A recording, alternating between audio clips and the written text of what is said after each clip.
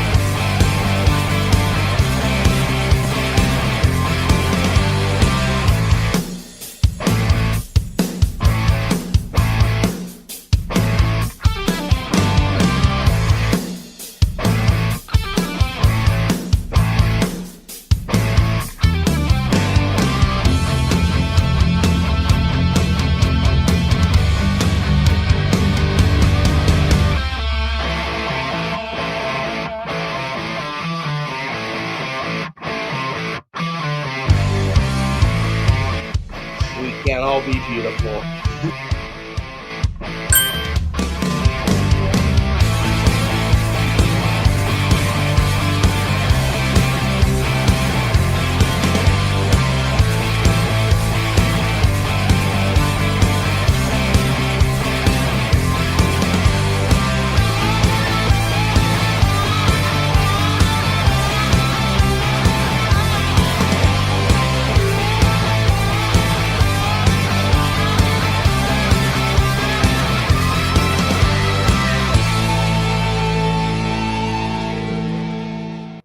Put your seatbelts on and get ready for the ride. You're in the danger zone. Holy mackerel.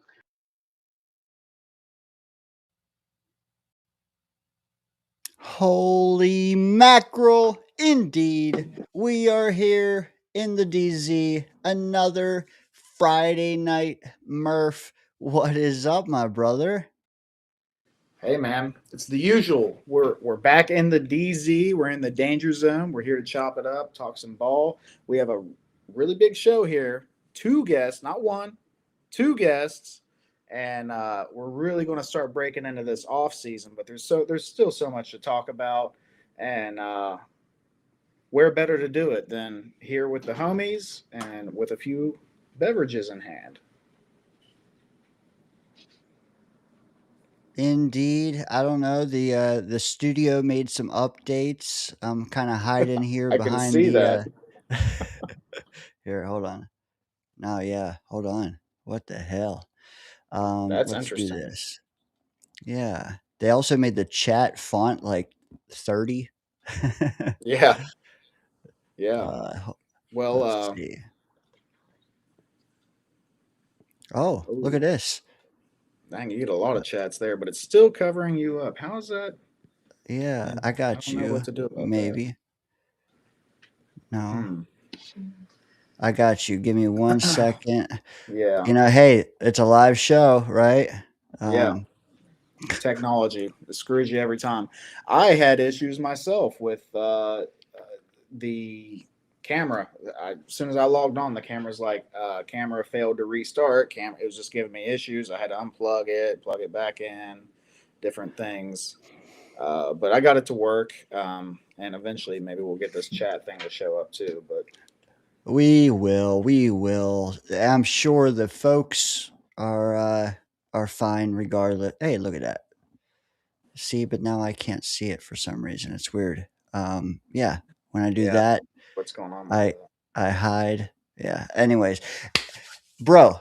Anyways, how was your week? It was good. It was a little bit of a busy week, especially towards the end. But it went pretty well, man. Just relaxing. It's wintertime. Not a lot to do, but just hanging out with the family and working. That's about it. So it was a pretty chill week. What about yourself? Pretty chill, man. I had some office days, but then I had some construction days as well. So it was a good, healthy blend, man. The construction days were doing siding, which I haven't got to do yet. So I'm learning that. I've kind of learned a lot of it already. A lot of What I like is like the custom cuts to go like around the window and shit. Man, I love that. Doing the math to try to figure out, okay, I got to cut it 6 3/4 up and 8 inches over. And like, then, hey, here, guys, and it slaps up and it's perfect, man. I love that. I love math though. So yeah, I was enjoying that. And then back in the office today, a crispy day out, man. Freaking 50 degrees. I hated it. Really didn't like it. Too cold. Um, Unreal. Hey, we had a 60-degree day this week, so you can suck it, hey. Dane. Okay. I cut grass today as well. I don't know if that's something you've done for a while. But yeah, I cut some grass.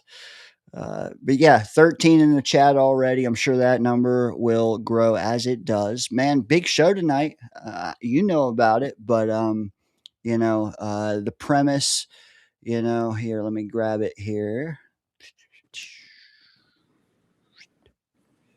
Okay. The premise, free agency mock. I don't know how many mocks we've done, Murph. I don't. I'm not keeping count, but feels like this is the first mock we've done in a while. Before we get into that, any thoughts on the matter? I'm excited, dude. The offseason is the best time for a Jets fan because it seems like we always have money and we always have draft picks, but we don't never have a good team, and we're always trying to build a good team. So it just makes it fun, man. It's like the inner, I don't know, the inner GM in me or the inner, I don't know. I know you get into it too. Like it's just fun to build something. Like whenever I played Madden, a lot of the times, I always enjoyed building through the draft. I always enjoyed hell, a lot of times I used to love doing the fantasy draft. So you start your franchise, and you just all the players are in the pool, and you just draft and you build the team how you want. Like I love building teams, so I love this type of talk. It's going to be a good time. It is. I agree. I agree. Also, like the fact that both of those guys, went on the red carpet for us and allowed us to take their photo is top notch. Let me just show that one more time how epic it is. I mean, look at that, man. I mean, they might need to work on their tan, I would say. But aside from that, man, they got Muji's money down there. Like, Yeah. well done. Well done. I want to know how they got a hold of that. I would like to get Muji's money for real. 100 million in that little bag there, if you notice. Yeah. I mean, give me 1%. All right, we are getting into it. Let's get that off the screen and kind of set it up because we're about to bring them out. They're both ready. So I'm holding them up, but I do want to, while I have 50% of the mic, I want to set it up and give you guys kind of a feel for what we're about to do. Basically, I'm just going to be honest. I mean, this is what we pitched to them and they're running with it. So if you don't like the format when it's done, it's probably on me because it's the way I pitched it. But anyways, we have 83 million in cap. I don't believe that's going to be the final number. I think it's going to be closer to 100. I think most people are using the number 100, maybe even more, some people. But I said, you know what, let's take 100 million. What I'm going to do, slice it down the middle. And Murph, I consulted you. It's not just me, but like 100 million, split it. Hey, you get 50, you get 50. Take your 50, see what you can do with one side of the ball. Okay. And they decided who was who, offense versus defense, whatever. I mean, we're all a team, obviously, but like one of these guys has 50 million to fix offense. The other guy has 50 million to fix the defense. And I mean, they don't have to perfect it. I mean, don't get me wrong, but like make as many improvements as you can. And this is a month away. We're about to do this. So what I'd like to do is, after all is said and done, compare their plan to what old Muji did, But that's down the road. Yeah, down on the floor like my phone. Yep. Um, Also, yeah. Yeah, that's the premise, man. I did tell them though that they were allowed to structure contracts in a way, to be cheaper in year one. So if you give out a 2 or 3 year deal, obviously it can be cheaper this year and then more expensive later when we have even more money. But aside from that, man, Reasonably so. yeah, exactly. I mean, look at Garrett's deal, and you'll agree that that's kind of the structure. But anyways, let's get into it, man. That's the guidelines, and they kind of cooked, man. But before we get in, I mean, they made slideshows and shit. We're gonna have. Before we get into that, let's just bring them out, chop it up for a minute, Yep, see how. Yeah, bring them out. See how they're doing, and then I can fumble with loading said slideshows. How about that? All right. Bringing them out both at once, guys. In the description is links to a ton of socials that they have, some of which I don't. And you may. So check those out. You might be a TikTok guy, find that down there. You might be an IG guy, find that down there. But without further ado, we have Ryan, the Jets What up? Award, How's it going, guys? and Anthony, the Jets Life Podcast. What's up, guys? What's up? Not much. How you guys doing, man?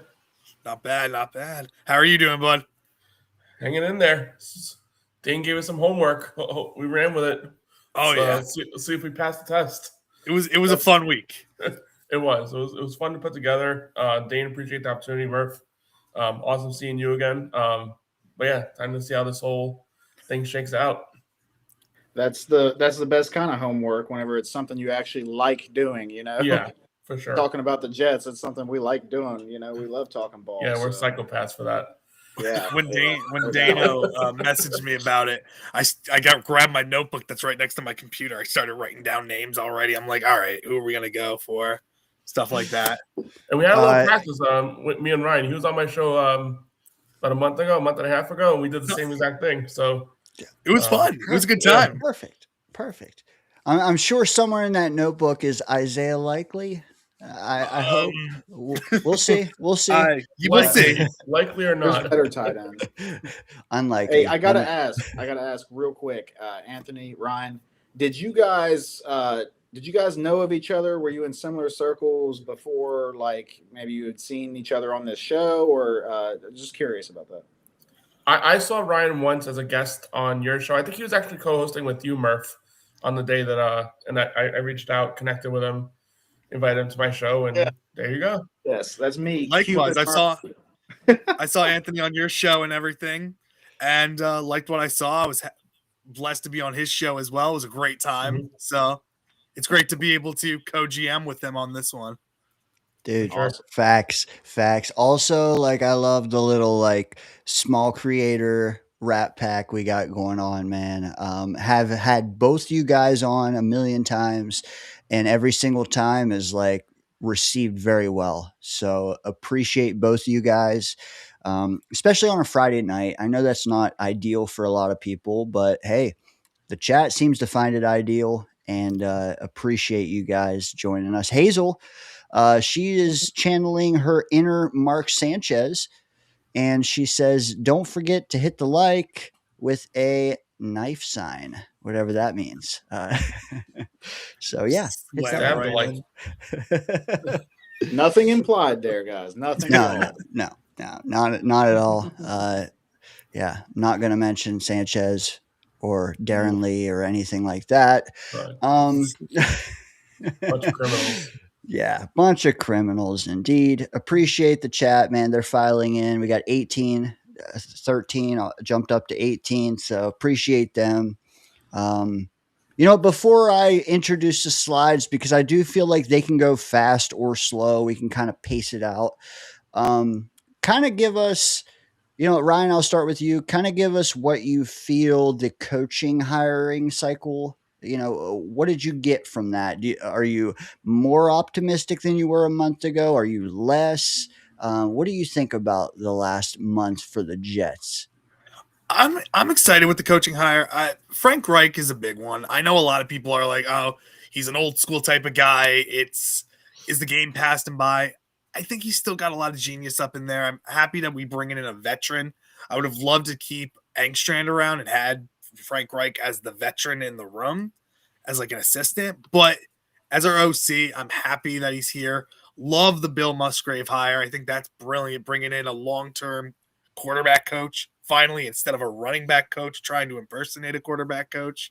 So that's a fun one too. But I also like the blend of young ones, bringing in Seth Ryan, Rex Ryan's kid. I think that's a great thing as well. Overall, I've been very happy offensively and defensively. The blend of veterans with young up and coming coaches. I'm really optimistic about this coaching staff. Doesn't mean we're going to win 10 to 11 games, but I think we're actually going to have a competent coaching staff. We're not going to have a Steve Wilkes there just twiddling his thumbs on defense, doing nothing. So I'm happy. Yeah, I'd say I'm more or less in the same realm. I think we ended up at a good spot after it was all said and done.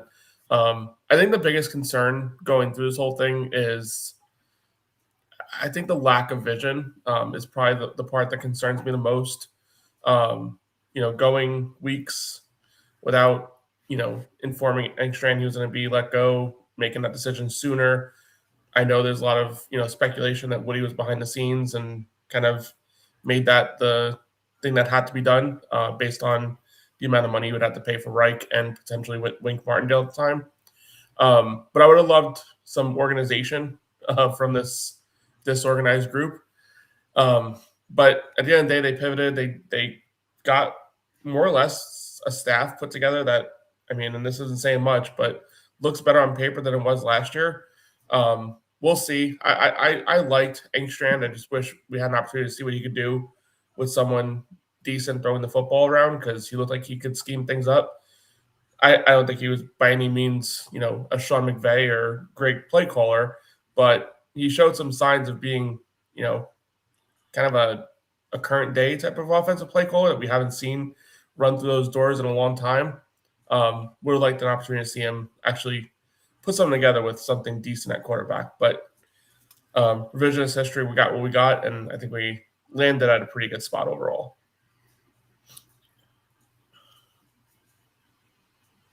I'm just saying it now, like sexy Sethy is going to become a thing.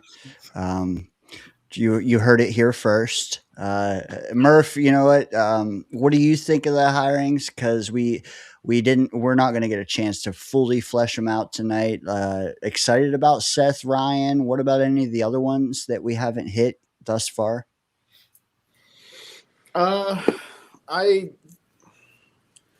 not upset. Like I think that they went with a particular theme and what they wanted, right? And for the most part, they wanted experience, and they seem to have achieved that. So I think that if that's their vision and that's how they wanted to go, which might be the right idea, based on what we saw last season, like maybe we need some people in here that's been there, done that, seen the flaws, seen the successes, whatever, and they can move forward and right this ship. So I'm not upset at all with the hires.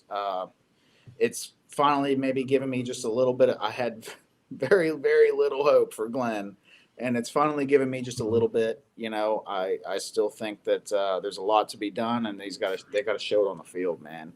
First, we got to show it in the offseason, and that's up to Muji. Glenn's going to have a hand in it, but ultimately Muji's got to make it happen. And then we need to see it on the field, man. See that coaching actually take hold and do something, because very inexperienced staff last year, and it didn't work out. Mm-hmm. Facts. Scott Foster chimes in with a $2 super chat. He says, the champ in the house. And for once, he is not talking about himself for once. For those who don't know, we did have a fantasy league playoff edition a couple weeks back.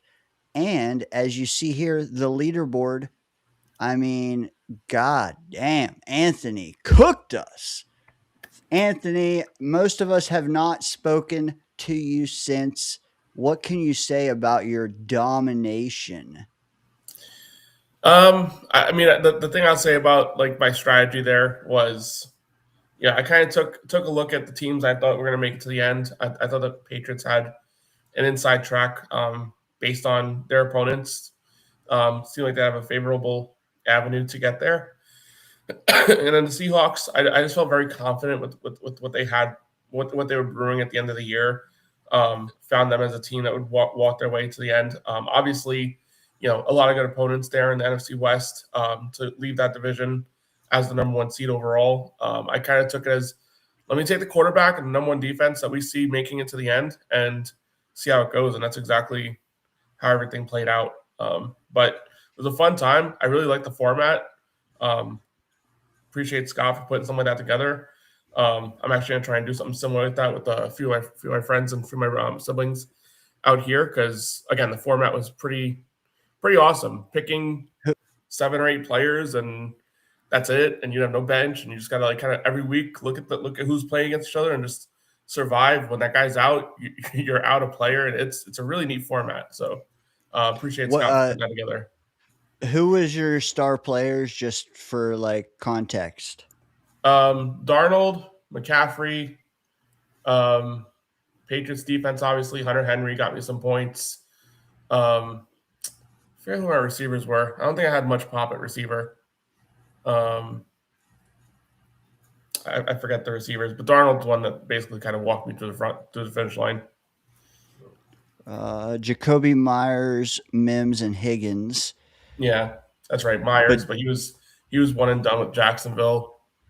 Hey, Mims actually was a sleeper. I thought that might have been one of the best sleeper picks in the draft. That's right. Mims had a couple of good games. Obviously, that last game, Denver couldn't do much of anything against the Patriots at all with Stidham playing. But yeah, no, Mims was a good pickup. I think he scored a couple touchdowns, one each of the first 2 weeks, if I remember. And he at least had a few long ass plays. But yeah, like I said, awesome format, really entertaining stuff.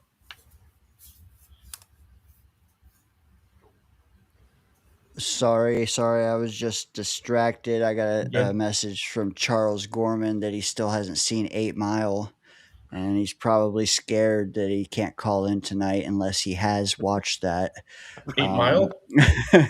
8, yes. It was it was required watching by us 2 weeks ago.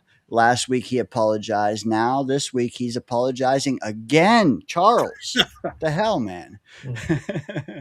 All right. Well, we got 2 more. 20 years. Yeah. Watching Marvel, which is good in its own right. But anyways, a couple milestone chats, and then we're getting into it, man. This weird guy I've never seen before, Dano, member for 3 months. And he says, I love this show. It has the hottest co-hosts and guests. Okay. Well, I take that as a direct shot there, Dano. Thank you. And then following it up, Bill M., another member for 3 months, paying member, man. Bill M's man.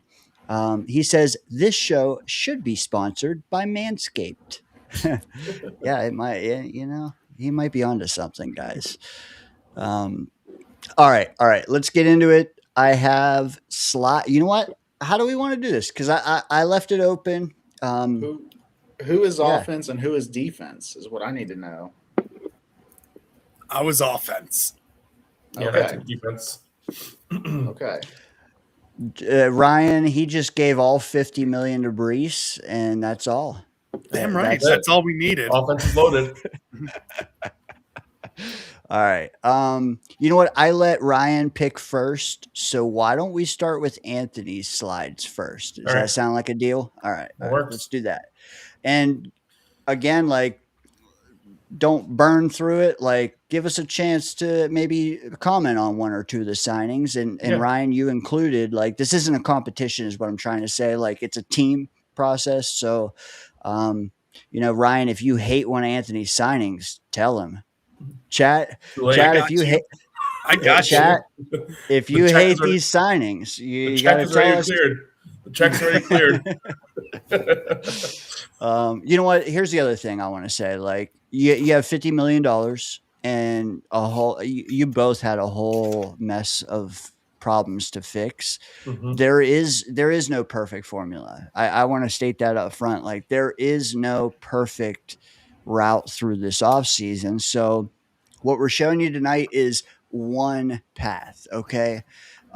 Should you want to delete a guy and add a different guy, whatever, man, just look at it in totality. After Anthony is done, I do have an updated depth chart to show you, and you guys tell us, is it a better depth chart than we had last year? Will it perform better? I think the what we want to portray is like, we're all down on this team right now. But guess what? We haven't done shit. We haven't signed anyone. We haven't drafted anyone. We are going to do nothing but improve the next couple months. So we're going to dip our toe into March and see how we can improve there. And Anthony, let me bring this up, and you can start with your very first signing, maybe who it is and why. All right, yeah. So I got things started off here. Now, let me first preface this by saying I think there's going to be a transition in scheme by this team. I think a lot of the coaching hirings kind of lead us to assume they're going to go more to a probably more of a multiple front, but probably leaning heavily in a 3-4 base is probably my assumption here. So I kind of took this approach of rebuilding the defense in a way that kind of takes advantage of that 3-4 scheme and kind of some players that can fill that. The difficulty I had, and I'll go there first, nobody really popped to me as a true nose tackle.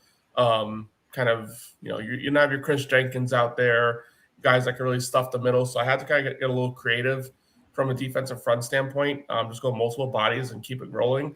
But a guy with some upside that I liked a lot, Logan Hall out of Tampa, younger player, bigger body. Again, he's a guy that can play all over the defensive line, probably from the outside shoulder of the guard to the outside shoulder of the tackle. And he's one that could probably come at a reasonable contract. This $3 or $30 million, I think, is more or less where you're going to find him in the grand scheme of everything. Now, obviously, I kind of took the lower approach on some of these things. I took the higher approach on some of these contracts because fact of the matter is Jets are probably going to have to pay a Jets tax on all these guys. And getting a guy out of a winning culture in Tampa, although they had a down year last year, you're going to have to probably pay him up a little bit to give him some intrigue to come here. But he's a guy I looked at as someone who could solidify his defensive line and start getting this whole transition moving in the right direction. Can I ask you, for anyone who doesn't know what he does, who will he replace on the depth chart, just forecasting wise? So I don't think it's much of a replacement on the defensive line. It's an upgrade over guys like Michael Clemens. Obviously, there's a big hole there with the loss of Quentin Williams. It's more of an upgrade is what I'm looking here. He's going to come in and kind of just fill the role with Harrison Phillips and Jawan Briggs and just be that third guy on the defensive line, along with some other signings I made to try and fill out multiple options on the defensive line. But again, I'm just looking for raising the floor of this team, which is very, very low, with some talent with some upside.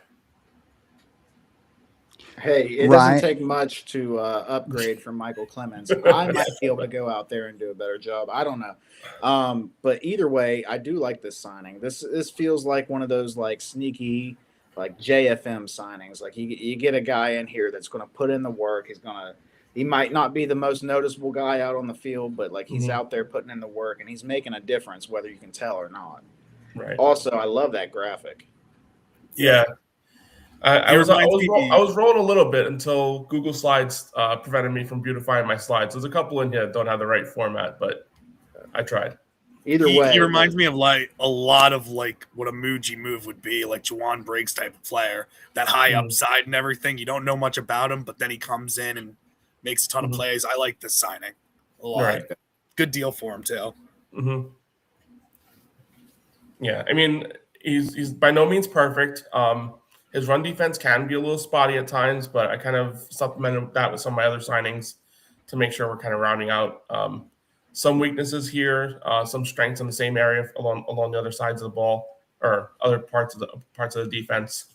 So again, he's not perfect. He's going to give you a lot of pass rush upside along the interior, which I think the Jets severely lacked after losing Quinnen. Okay, I like it. Moving on to signing number 2. I mean, this one's kind of easy out there. He's an exclusive rights free agent. So basically, what that means is he's a free agent that if the Jets give him any contract, even veteran minimum, he's stuck with the team. So, and that's exactly what's going to happen. Jets are going to give him the veteran minimum. He's going to be here for another year. And again, a guy that showed a lot of promise last year. Going to continue to build on this defensive line and hopefully keep moving in the right direction. I got to ask, I just want to see your vision here real quick, Anthony. Are we envisioning, because I know you said that you're thinking it's going to lean a little bit more towards a 3-4, and I know most defenses do multiple, but if your base is more towards a 3-4, are you envisioning Jawan Briggs as a nose tackle or on the end? So he's not ideal for the nose, but that's probably going to be where he lands. Harrison Phillips and Logan Hall probably going to be more your outside defensive ends in the front, and Jawan Briggs going to find himself in the middle. There just wasn't many names out there in free agency that I kind of looked at. Tim Settle was one I saw as probably an interesting option for a nose tackle type, but I can't see it. I can't really vision a world where he's out of Houston. He's kind of got his career on the right path over there. So again, it was hard for me to kind of identify a good true nose tackle, like a good 340, 350 pound block of human. But yeah, I think Jawan Briggs kind of fills that role based on the signings here. Did you consider somebody like Benito Jones from Miami, who worked with Aaron Glenn before in Detroit and Brian Duker this past year? Yeah, that's a good option too. I didn't consider him too much, and probably would be a good option too. I don't know the contract he would demand for Benito Jones on that one, but again, it was why we're co-GMs should have reached out on that sooner. But no worries, you're good. I was looking along the lines, and some of my other signings here are gonna point to the Brian Duker connections. Again, Brian Duker will be more of a pass game coordinator. I don't know how much work he did with the defensive line, and those guys will follow him along. But yeah, another good option too. I just got to say before we move on, like I'm looking at that. Is that right? 6'1" and 313. That is a stacked motherfucker. If he's 6'1" and 313, that's not super tall, and that's a lot of weight, man. And I don't see a gut on that guy either. Jeez Louise. No wonder he's a stud. Also, like, right, did he ever wear this uniform? Like, I don't know. Google, I'm asking you. It's a great question, actually. Probably not. I didn't even notice. You know what? Someone must have forecasted him to us before it happened, and then bam. That may not even be him. Google doesn't know who the hell Jawan Briggs is, so weight's probably not even right either. All right, let's get into it, man. So you know what? I love this. I just want to say that we have to bring him back for his. I mean, his trajectory is enormous. Will it only cost $1 million? Can you speak on that, Anthony? Is it like confirmed that's all it'll cost, or?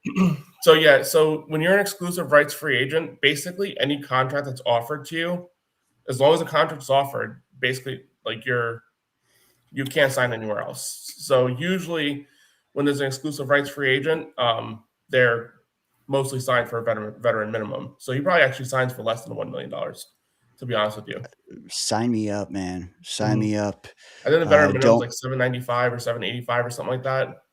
So yeah, he'll sign for that. I don't know if it's something where the Jets try and get out in front, like a multi-year contract type of thing. I doubt that. Probably give him a year, prove his rights, and then explore a later option. But But yeah, that's how the exclusive right thing works. I love it. I love it. Don't let him walk like LT3, and then we know how that went. Block All and right. field goals. Yeah, for other teams. All right. So signing number 3. I'll let you lead it away, brother.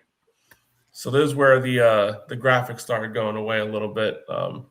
So Marcus Davenport, more of a depth option here. Worked with Glenn before, both in New Orleans and with the Lions. I think we talked about him a little bit last off season because I believe he was a free agent as well last year, or he may have been. But again, somebody who has some scheme familiarity with Glenn. Still young enough where I think kind of fits the Glenn mold of not going too old on his free agents. And just another option to play on that defensive end rotation. Just another body. They're going to be rotating. That's what Glenn likes to do with his defense, especially when you have a 3-4 front. A lot of more power, and takes a bigger toll on these defensive linemen. So really, that's all I did here was just a short term, get him in the building. Someone who's familiar with Glenn's schemes. I tried going a player in each of the fronts of the defense. Again, just a player with a little bit of upside. You know what you're getting out of him. Should again be a player that increases the floor of this team. I remember when the Saints drafted him. Mhm. I remember exactly where I was. And I remember being really confused, right? Because I think they traded up for him. And I think I you're remember right. being- Yeah, it was in the mid-teens too. Yeah, I remember being really confused about it. Like, he's a first-round prospect. Like, well, at least to them, he was. I wasn't super familiar with him, and I was like, "Wow, what are the Saints doing?" He went there. He wasn't horrible, in my opinion. I mean, I'm not sitting here saying that I've watched all the Saints games or anything like that, but like, he had some success, but he didn't live up to that first-round pedigree. Mhm. So those are the type of guys. Look at the totals you got here, man. 2 years, 6 million. One year 1 for 2, and year 2 for 4. Like, that's the type of like value signings you get, because you get a guy that was like talented enough to be a first round pick. Maybe he didn't quite reach his potential, but he's still got something there. You know what I mean? He's got Mhm. that edge over the opponent because he was talented enough to be a first round pick. I'm just saying, like, I like the idea, as a depth value signing. Oh my God, I love it over Clemens. I love it over a Mhm. lot of the other guys that we've seen. So yeah, man, I'm all about this. I kind of wanted to give a little overview of this guy. Mm-hmm. And I know I mentioned with Logan Hall being like the Michael Clemens, like Logan Hall is just to bring talent to this room. This probably is more of the Michael Clemens replacement, being somebody who can actually set the edge and do what he's supposed to do in that role, while also bringing a little bit of a pass rush fire to him as well. Yeah, this would be my Michael Clemens replacement. He just does his game much better, can actually set an edge, knows AG's system. The problem is injuries with him, but as a rotational piece, he'll be fine. Yeah. Big shoes to fill. But all right, moving along. Let's go. We got signing number 4. Here we go. All right, Look at that graph. Look at that here. graph. That's a fire graphic. That's Here a we good go. graphic. Yeah, I was Back excited on with this track. one. I got excited with this one here. So the big money contract of the offseason, and I think this is where it screams out 3-4 defense overall. 4 years, $70 million for a guy who sets the edge from a run standpoint. Player who's been getting better and better each of his seasons with the Colts. Again, going to be a player you're going to have to pay a little bit of a premium for. I don't know if when everything gets all said and done, he signs a contract of this value, but from a Jet standpoint, they need somebody on the opposite side of the ball across from Will McDonald that's going to kind of complement him to the best way possible. Where Will McDonald doesn't succeed as much as a run defender, Kwity Paye destroys as a run defender. He's not as elite as a pass rusher, but he can do enough when he gets his nose in the ground and fires uphill. This was one I was really excited to. And like I said, it just screams the kind of front that Aaron Glenn probably wants to run. If they can get Kwity Paye into the building, I think that's a huge upside from a 3-4 standpoint. Not to mention, as you can see here, he can also put his hand in the dirt. So you have multiple versatile options with what you can do with this guy. More likely than not, he's your 3-4 outside linebacker, but he can also get his hand down and play outside the tackle as well. Could you see if we sign him? Do you think Will McDonald gets traded or So- Jermaine Johnson gets traded? Yeah, so Dane reached out to me on my numbers when I was going through this, and I forgot to mention it in any of my slides. But I'm kind of going through this role with my front with the expectation that one of Will McDonald, Jermaine Johnson doesn't survive this offseason with the team. And my belief is that it will be Jermaine Johnson on his way out as opposed to Will McDonald. Jermaine has 1 year left on his contract, being that 5th-year option that they already used on him for this year. So you'd have to just sign him to a long-term contract. Or you have another 2 years to work with Will McDonald and see if you can tap into that pass rush ability. I think that's probably more the upside that they'd like to go with is the true pass rush nature of Will McDonald and pair him up with this guy on the other side. I love Kwity Paye. He could be such a dominant player. Mm-hmm. Yeah, that was what I was really excited about. Yeah, I mean, the Will McDonald, the Jermaine Johnson thing is just me. The Jets are going to have to make a decision with one of the two. You're not going to be able to sign both.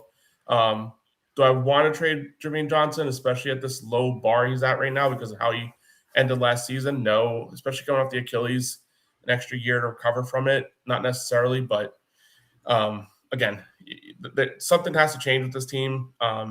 They've got to change that losing mindset. And I'm not saying Jermaine Johnson is a part of it, but enough of these players have been there long enough where you just need a full refresh as much as possible. Dane, did you cry while I was away? Did you cry over Jermaine being traded? Yes. Okay. I did. I did earlier when I received these slides, and then I had to cope with it ever since. Yeah. I need it on camera. No. Hey, Anthony, bold, right? And sometimes you got to get bold. Jermaine, I think everybody probably on the screen loves Jermaine, right? Like we all like Jermaine. Has he lived up to the first round hype? It's kind of a stretch, right? Like he doesn't have a double digit sack season. He's been excellent against the run. Last year, he dealt with some issues. He, different things. So, has he lived up to it? Is it worth investing in him? Are those injuries lingering? You have a lot of questions. So, you got a guy like Muji, right? He's new. He's not like locked into Jermaine Johnson. So this is something I could see him doing. Like, hey, maybe I need to like wash my hands of this guy, let him have a fresh start somewhere. And I'm going to bring in a guy that I've had my eye on for years, you know what I mean? From afar. Like, so yeah, I'm not against it. Like I said, we all love Jermaine. I think he's a class act. That's one of my favorite things about him. I really think he's a class act, but you got to try to better the team. And if you feel like this move betters the team, I'm down for it, man. I don't want to spend too much time on one thing, but. Well, let's one question from the chat for Anthony is why sign pay, however you say it, pay, when you're drafting Reese at 2. Is that not even just that, but like, is that something that even crossed your mind, or are you just taking it one day at a time? Where are you there? It did cross my mind, and I think Reese ends up being the pick at 2. But here's something I'll say about Reese, and I think we all need to just take a little bit of a step back in his evaluation a bit here. Something I've seen out of Arvell Reese, I think he's the most elite, and nobody's gonna like to say this because you don't draft off-ball linebackers number 2 overall, but I think that's where I like him the best. When he's making plays, he's in the middle of the defense, and he's able to blitz, kind of in disguise blitzes, get his way up there. He can play on the edge. He can do that as like a versatile player, But I think where he's going to make his point on the defense would be as one of those interior linebackers. I just don't see him being that full hand in the dirt type of defensive end. I don't think he has a size frame for that, especially if the Jets transition to a 3-4. Could he play the 3-4 outside linebacker? Sure. But I want a guy like Arvell Reese in the middle of my defense and being a leader of that defense and kind of working his way towards that if he's being picked number 2 overall. Again, it's not popular opinion for an off-ball linebacker to be that pick, but that's why we're talking about him is because what he did in that role. We're not talking about him as an elite pass rusher. We're talking about him as an elite defender, and that's what he was for Ohio State. Take that, Nick. This is why we agree as co-GMs. He's such a better off-ball linebacker. And imagine having Kwity Paye coming off the edge and Arvell Reese as your off-ball linebacker coming in. But he's so much better in that position. But here's the thing, too. Like, we still don't know what Will McDonald's future is either. Like, he's on the books for one more year. You're going to get that 5th-year option. The biggest mistake a lot of GMs and coaches make is drafting a guy because they believe he can do something well and shoving him in that spot. We saw it with Isaiah Simmons back with Arizona. Like sometimes you just gotta like see what you saw in film and go with that. And then if you believe he has a role doing something else, merge him into that role slowly but surely. If in 2 years he's your outside linebacker full time and that's his role, and you don't no longer want to roll with Will McDonald on the outside, you have that option. But I think if you're picking Reese, let him do what he does best. The one player I would say if you're going for true pass rush specialist, why not just go get David Bailey at number 2? I mean that just makes a little bit more sense if that's what you're going for. And then this signing doesn't make much sense because then you would just put David Bailey there, and that's your player. But I would like Arvell Reese to be our pick at number 2, but I would like to let him do what he's done great in college. And also, like, for all we know, in 2028, and I know that feels like eons away, but in 2028, we might have no defensive ends on the roster now. Like, we don't know that we're keeping either one. I mean, my hot take, and I don't even think it's hot anymore, is that on day 2 of the draft, we're going to trade Will McDonald. It could be Jermaine just as easily. But again, like, do we sign either of them to an extension? Possibly not. So I would not consider that when drafting at 2 overall. I wouldn't consider it in free agency either because, again, we don't know how this is going to shake out. Murph, I have a chat here I'd like you to read before we move on. Yes, Mrs. Murphy, who is hanging out here with me, just chilling for the show, became a member of the Danger Zone crew. I had to beg and plead and do all kinds of things to get her to do so, but she did so. No, I'm just kidding. She did it on her own will, free will. That's you didn't steal her phone? Yeah, no, I did not. I do encourage everyone else to grab their old ladies' phones now and do the exact same thing.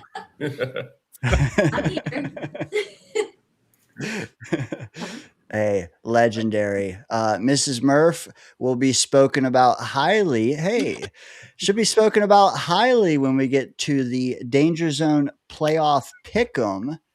Someone might have finished top 5. We'll get to that. But yeah, strong showing from the Murphy household. Yeah. All right, Anthony. Also, hold on. I gotta speak. I totally disagree with both you, Anthony, and Ryan. I respect your guys' opinions on things, but I think that, oh my God, Arvell Reese is born to be a pass rusher, man. Like, he has elite traits that guys in the league that are studs don't have. Like, nobody has the type of strength that Arvell Reese does. I get that he's also shown that he can play off-ball linebacker. To me, that just shows that he's a football player. A la Micah Parsons, the same deal with him, dude. He had elite traits.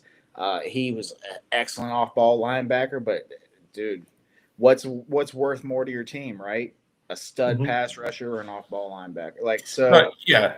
I'm totally fine with just drafting the guy and being like, this guy's going to fit one way or the other. Like Mhm. if it doesn't work out on the edge, then you know what I mean. I'm totally fine with doing that. Like that's the way I look at it. Is like worst case scenario, you got a stud, a off ball linebacker, but I think that you got to definitely try him at edge, man. Yeah, and I think that's where the versatile front is going to come in. Like I don't think any of these guys like are married to any one position. That's probably what makes this like this front and these players like that I've kind of put together here a little bit more like entertaining from that aspect because Kwity Paye can play 3-4 defensive end with his hand on the ground. He can do that. He has the size and frame to do it. He's ideal as an outside linebacker. Will McDonald is probably going to be your guy who's stuck at outside linebacker just based off his size. But Arvell Reese can definitely play. I'd like to see more of him at the outside linebacker. At the interior linebacker role, one of those two guys, and then move him outside in certain pass situations. Like that's more what I see. But I'd like to see him in the middle of our defense in those early downs, and then later in the downs, third down, fourth down situations. He's your outside guy. Hey, Kwity Paye sounds a lot better than what we had last year. That was just Kwity play. All right, moving along. You know what? Mrs. DayngerZone chimes in. She says, "Yay, Mrs. Murph! Look at that, Ooh, Murph. different. You questioned the 60% female audience that I referenced last week. I don't know, bro. I don't know." All right. Anthony, you're up, brother. Take it away. Again, just building out this defensive front, this front seven, to the best of my abilities here. Going with Quay Walker, another guy that's strong, powerful, can play the run very well. He's also strong in coverage, can cover your tight ends, cover your running backs out of the backfield. Again, just looking to raise the floor of this defense. I explored options of trading away Jamian Sherwood. His contract is hard to move as it currently stands. So you're kind of stuck with him for a little bit, but I have no problem with him being your third linebacker in a 3-4 front with Quay Walker being like one of your primary defenders. Hey, I love this move. I think that's a guy with a lot of upside. He came into the league young, Mm-hmm. And he was with a good organization that were, coaching him up, and hopefully our guys can coach him up even more, and he could be maybe a long-term Jet, right? What do you think, Ryan? I think he's either the one you go for or Leo Chenal. Leo Chenal is another young one from Kansas City, who I think has been playing behind two solid linebackers there in Tranquil and Bolton. I think if Chenal got the opportunity, I think he'd be light years ahead too. Quay Walker's a fun one though. Kid's an athletic freak, can do everything, can cover, can hit, can do what you need him to. Is he gonna want more years though? Being at a young age? I think that's probably where it lands more, is on more years on the contract. And to reference on Chenal too, another player I really liked a lot too, looked at as an option. I just have difficulties with certain players, like especially players on the Chiefs. Chiefs do a pretty good job of keeping their players back in the building. So I think that kind of falls in that. I know we're playing a little fantasy game here with all these things, and Jets are probably not even going to sign any of these guys or a small percentage of these guys. But I tried to keep it as realistic as I can. If there was a player, I just said, okay, that guy's not leaving. I kind of stuck with that, stuck with my gut on that. But Quay Walker's probably one you do see hit free agency, but yeah, I do think he ends up signing more 3 or 4 year contract is probably more likely than a 2-year contract.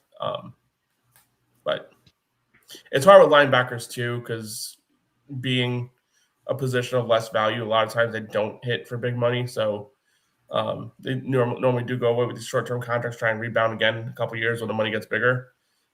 So it's kind of my thought process there. Hey, dude, if you don't know Quay Walker, you don't know ball. You're not watching. Like, dude is everywhere, and maybe the ribbon, like best signing, at least so far, man. I'm pinning it right here. I would love to add him to our defense. So Mhm. I also love the structure. Like a lot of people, like me included, have said, man, 100 million or 90 million isn't enough. We got to replace 53 guys or 40 guys. I mean, we kind of do, not gonna lie. But you structure it like this, dude. Like as much as we have 90 million this year, next year we have like 200. Mhm. So why not? Why not pay guys, but just backload them? And I love that because we'll have Rogers off the books next year. We'll have Fields off the books next year. Funnel that money Unless they to post June 1 Fields, they probably are going to post June 1 him and have Yeah. some money on the books next year, but not as bad. fair. Fair. Yeah, exactly. That 200 has got to, I mean, we have nobody on the roster next year. That's probably why. But like, yeah, that's a good contract for a guy that's worth 25 years old. It says it right there, man, Mhm. 25. And will he take that? I don't know. But if you had to go up to like, I don't know, 3 for 40 or something like that, I would even do that Yeah. because, yeah, I mean, he's not falling off anytime soon. No. So he's young enough. that's the upside to not having a quarterback. If there's one silver lining to it, we're not paying a quarterback $50 million a year right now. So it frees us up to be able to do things like this. Because nowhere in the near future are we going to be paying a quarterback that much, unless very unlikely, unless we somehow traded for Joe Burrow. But I don't think you guys notice that talk has calmed down quite a bit. So I doubt that ever happens. Well, we got to see how creative Ryan got. Maybe he's got us find a $50 million quarterback in free agency. You never know. Offensive side of pressure, the ball, I Ryan. can tell you, I made some interesting signings, but when it came to the quarterback, you'll see which way I went with that. Okay. Got it. All right. Didn't find magic. Moving along. Any final thoughts with Quay Walker? Or are we good? All right. Let's go. See what we got for number 6. I was wondering when he was coming. Yeah, I think this one that's probably, in every Jets content creator's, slide deck at some point in time. Alex Anzalone, he's a quarterback of the defense, 31 years old. Doesn't seem like he's losing much rust. Injuries have been a little bit of an issue for him from time to time, so we got to watch out there. But he's guys familiar with Glenn, worked with him for a couple years in Detroit, and still a damn good player. He'll never be like your elite player, but he's going to be good enough. He's, again, another player that's going to raise the floor of this defense and give him a pretty reasonable contract, 3 years, $34 million. Probably going to give him somewhere along 2 years guaranteed. And then if you have Arvell Reese as your third linebacker, outside linebacker type of guy, maybe he takes more of a role in year 2 and moving forward. But again, this is one that's, probably one of the more obvious signings. Probably the only one I get right after it's all said and done.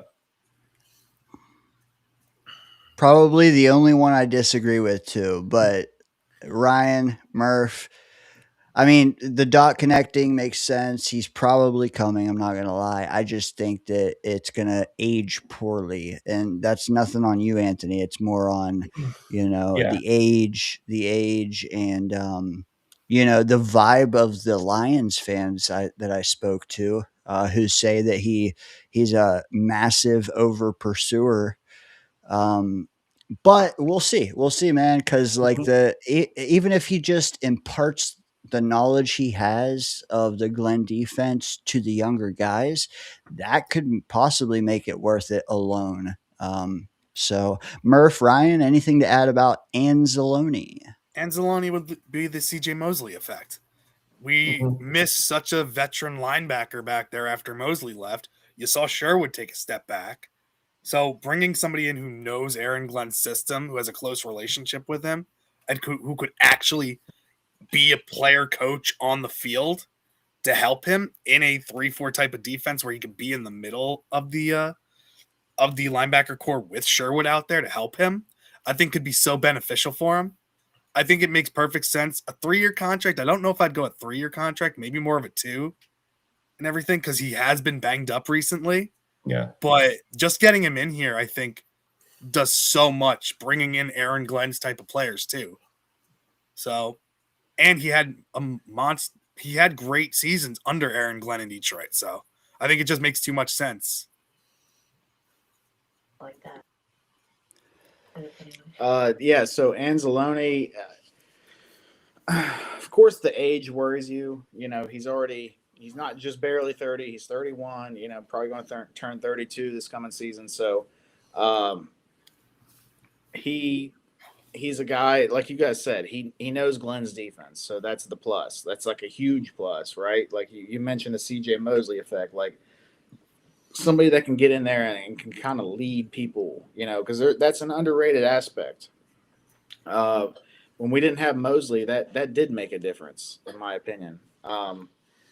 I think that, you know, his best years might be behind him, but it's hard to tell. We see guys like, oh my God, I about said D'Amico Ryans. No, the dude that used to be a Jet, he plays for the Saints Mario right now. Davis. DeMario Davis, that's what I was thinking of. He's Yeah, like Demario 36, Davis. 37 years old. How Yep. old is he? And he's still Free a agent. stud, He's a man. free agent. Still a stud. I don't know if I'd touch that, but but I'm just saying. So you never know. But I don't hate the idea of it. I get Glenn has to get his guys in here. You know, get somebody that can help him install this and help lead this defense. And you know, it's crazy to say this about a 31-year-old, but maybe even bring some life to it. You know, so I don't hate the move at all. You know, it could bottom out, Dane. I'm not denying that it could, but you got to take chances here and there, right? For sure. Okay, Anzalone, man. If we sign him, I will immediately buy a calzone. All right, moving along. You know, because I'm gonna try to see how many times I can get old Hazel to say, "Man, that was a terrible joke" in the chat, and that might be number 2. All right, go ahead, brother. Alrighty. There's again another older player. Kind of doesn't fit the mold that Aaron Glenn and Darren Muji presented last year, but this team is desperate for turnovers. And Russell Douglas is good at getting interceptions in this league. He is a little older, again, a little risk there. Does tend to get beat at times by speedier, fast wide receivers. But the Jets are going to have to address corner at some point. I don't know if it's through the draft or through free agency, but you can't go into next season with Brandon Stevens and Azaria Thomas as your primary options. As we saw, Thomas got injured in limited action, so you don't know if that's a situation that's going to kind of moving forward.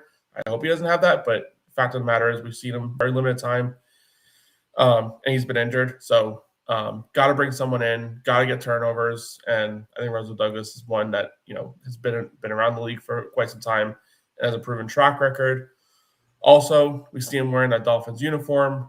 Some familiarity with Brian Duker. Not long. I think he was there for just the 1 year, but still some familiarity, and maybe there's a connection there. What do you think, Ryan? I have Murph's thoughts on record. I'll say them after you. Well, he's just pumped it. It's a WVU guy. I'm not gonna lie. What do you think, Ryan? I like him. I'm not going to sign him though.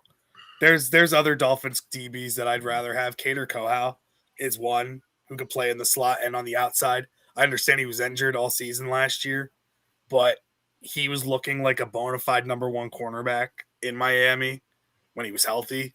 Ifeatu Melifonwu, who played in Detroit as well, is another guy. I don't know if he's on the list, but Russell Douglas he's a playmaker, yeah, but he's getting up there in age. He's getting slower. Cornerback is not a position that normally ages well. So I like the player. I just don't know if I would take the risk on an aging cornerback. Scott chimes in. He says Douglas is a playmaker, but he's also slow. Anthony, any rebuttal there? That's kind of what I touched on too. He does get beat with speedy wide receivers on the outside. That's not something I'm kind of overly concerned with. I feel like this contract is 1 year getting a veteran type of player for, and just someone who has the ability to take the ball away. I think that's something this team desperately needs. Probably more dude. outside corner, but he's someone that could also probably consider moving around a little bit on his defense. Probably not gonna be the case, but again, you're just going for someone who's going to give you some outside leverage there. I know Kohu's an option out there too. Melifonwu's out there as well. We'll see if he's on the list. But again, this team desperately needs someone to put his hands on the ball and actually keep the ball in his hands because we didn't have one of those last year. That's what I was kind of going for here. Well, I mean, we also got to remember, like, the cupboard isn't bare at corner. Like, we do have Brandon Stevens and AZ Thomas. Don't fall out of your chair. I mean, that's a room. But like, can Raz Al Ghul here impart the knowledge? Can he impart the knowledge? There's another terrible one. Can he impart knowledge into AZ Thomas? Dude, I'll take it, man, if he can. Or, get Brandon Stevens to give us 17 that are consistent. It's something to think about. Boss Girl chimes in, Anthony, just to give it a little air.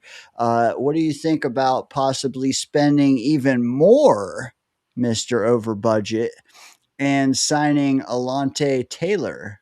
I made a trade to get under budget, so I did make it there.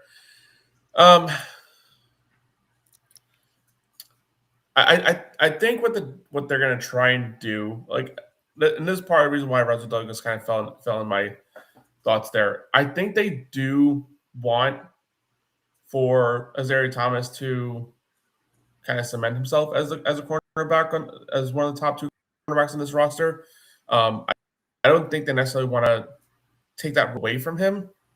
But I also,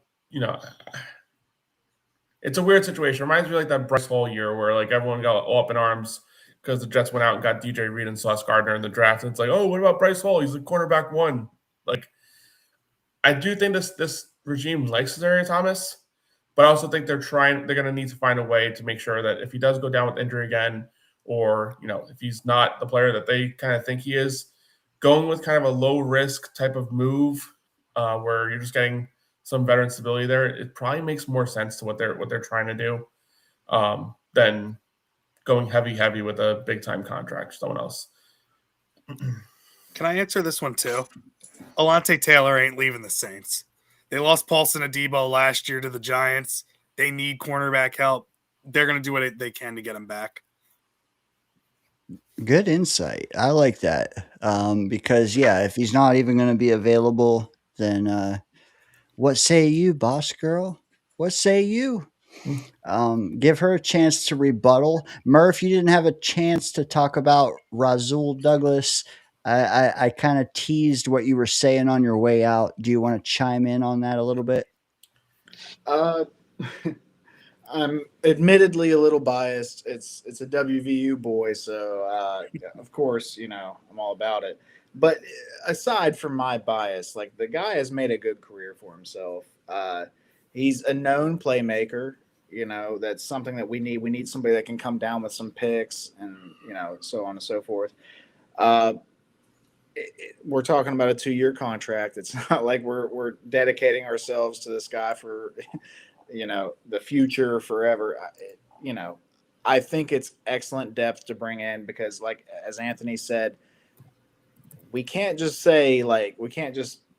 put it right there, etch it into the stone and say, oh yeah, AZ Thomas is that dude. Like, yeah, he showed us encouraging signs, but you have to be careful. Like, you have to make sure you have a backup plan, and also you have to have depth because this is football, dude. Injuries happen. So I love the signing, man. I'm all about it.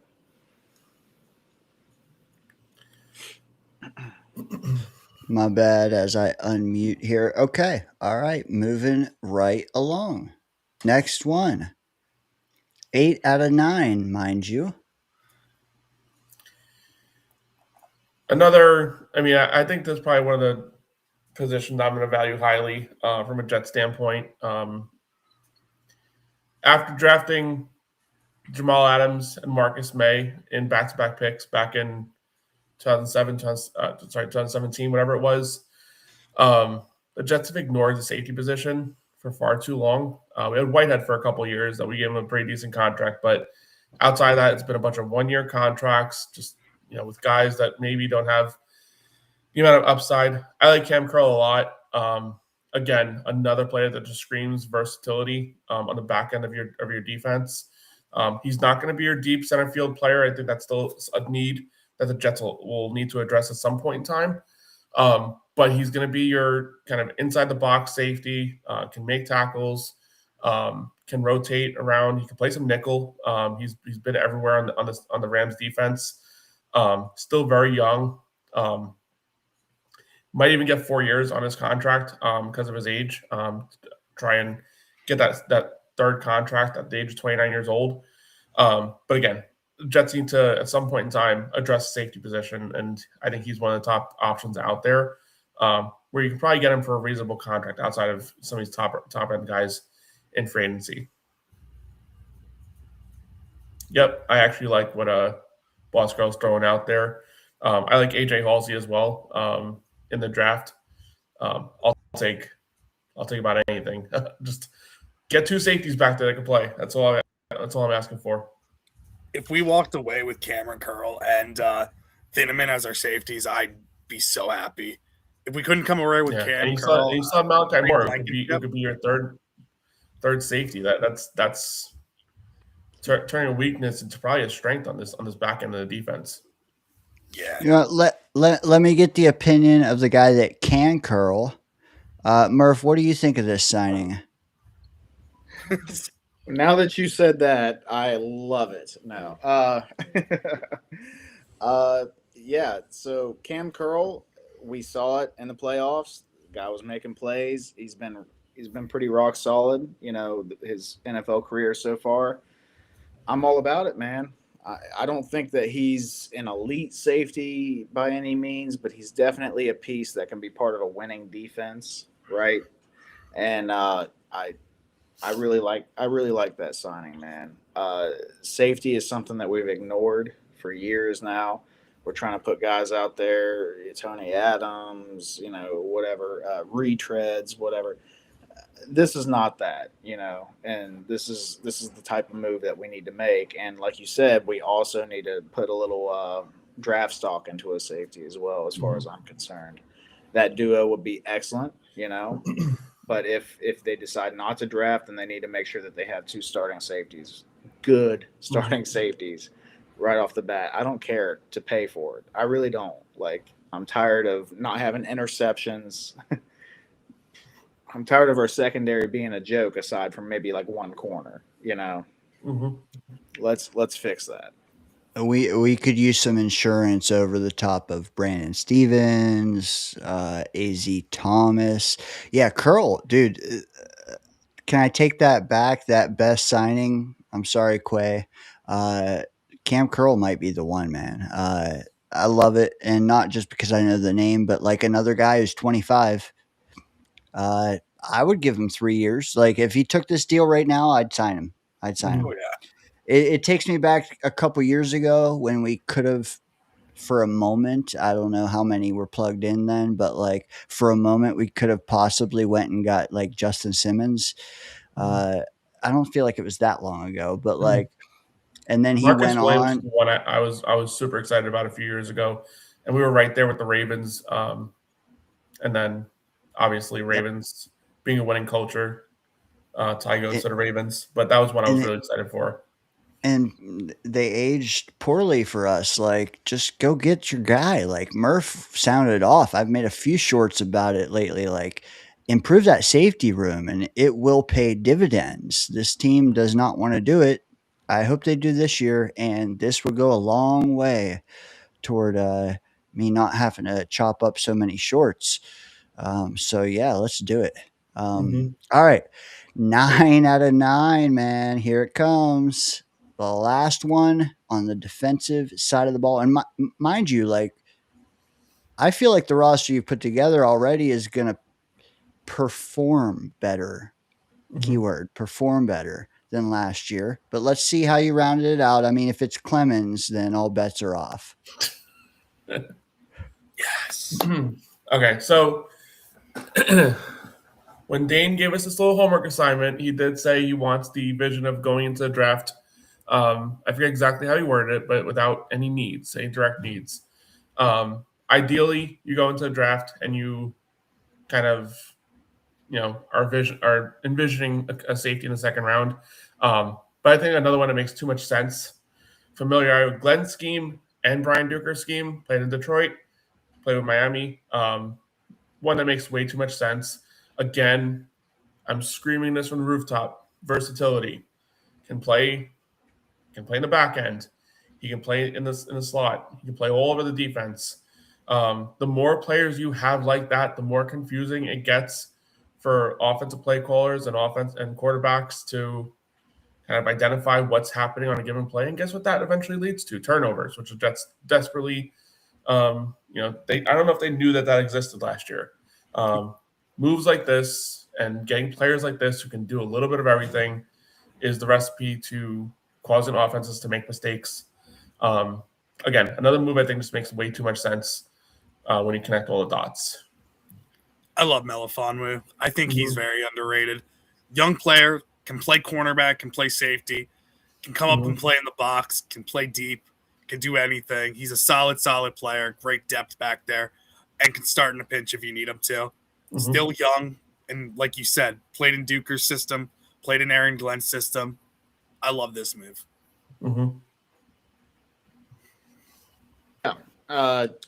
You're just solidifying it, right? You're just making sure that you're good to go and you're not having to reach in the draft. So I'm not upset with that at all. I think that the background makes sense. Things make sense. I'm not super familiar with Melifonwu's game. I've definitely heard his name, in games and stuff, and usually that's a good thing for a defensive back. Yeah, I don't hate that at all, man.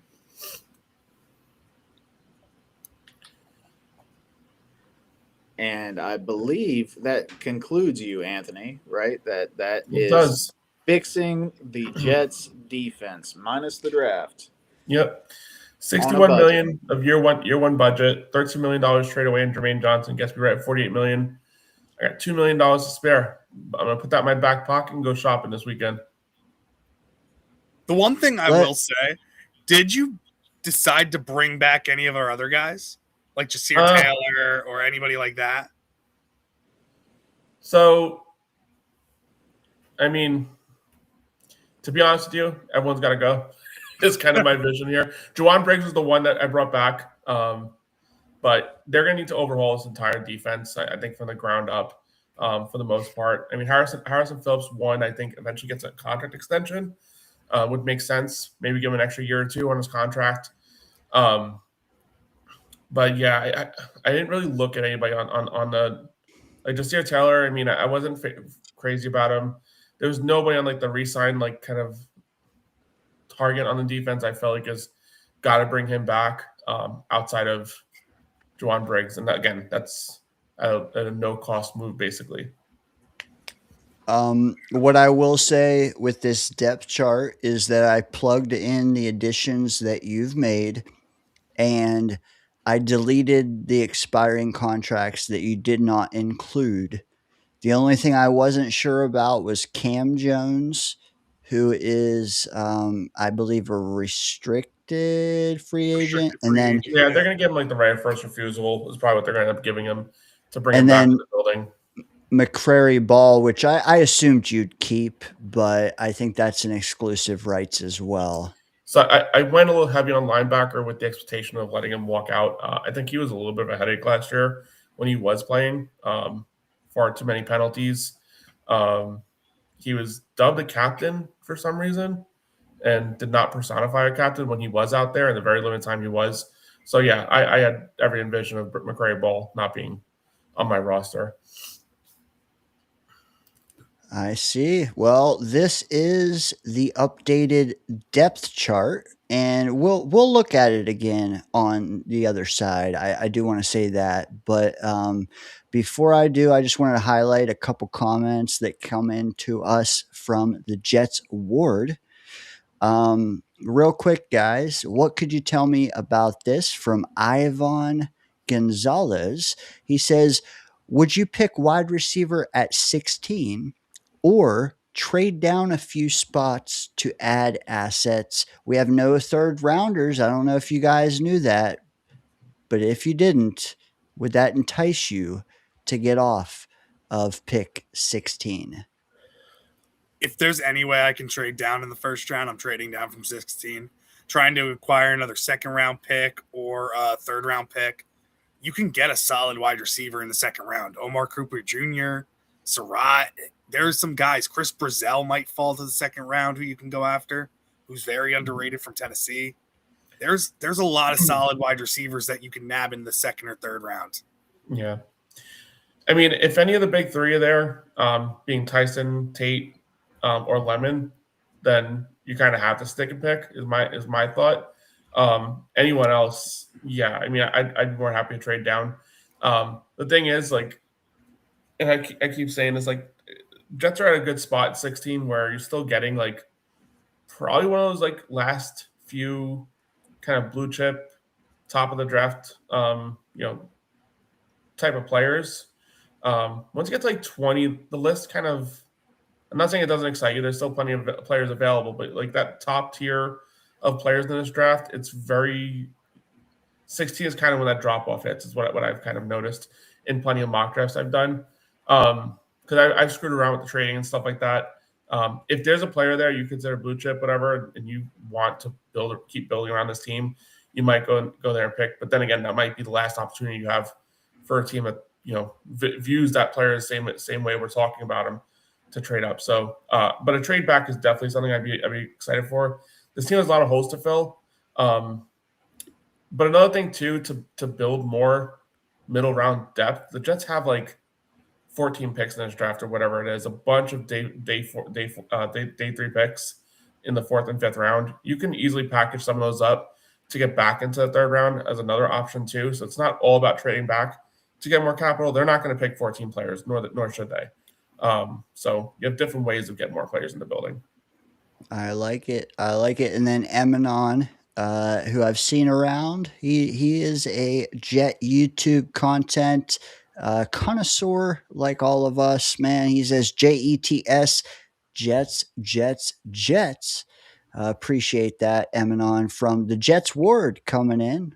Tunneling through to the danger zone, man. I love it. Guys, if you're watching over there, keep chatting. We got you, man. It's all funneling here. Scott chimes in, though, speaking blasphemy, and he says $2. Dane is a regular Bob Hope-less tonight, meaning my jokes are not hitting.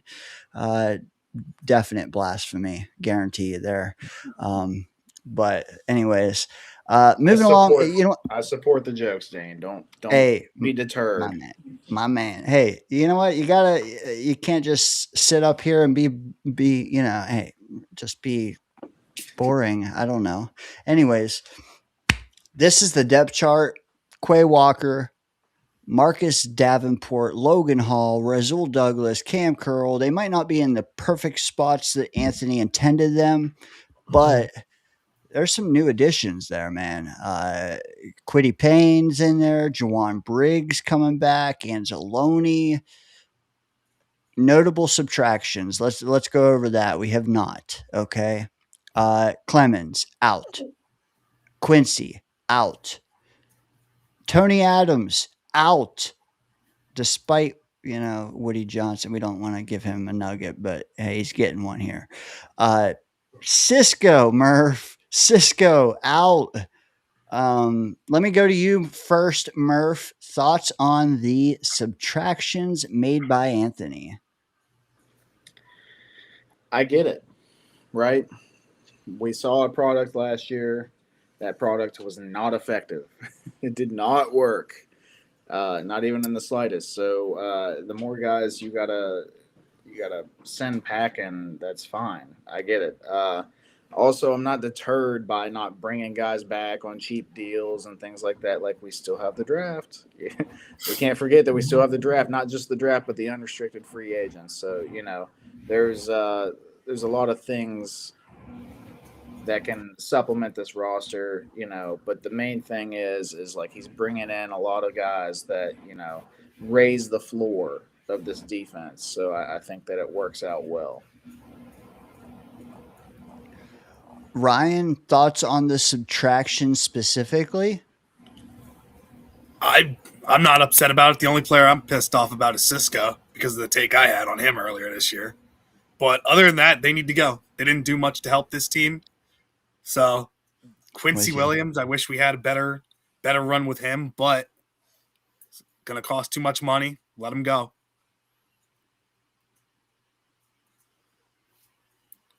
I am with you 100%. Jermaine, I mean, we could chop up for an hour. I got to skip that because, we kind of touched on it already. But I mean, hey, it can happen. It's plausible. It's not like he's going out on a limb to project that just to get under the budget. That's not it. Like, that can happen for sure.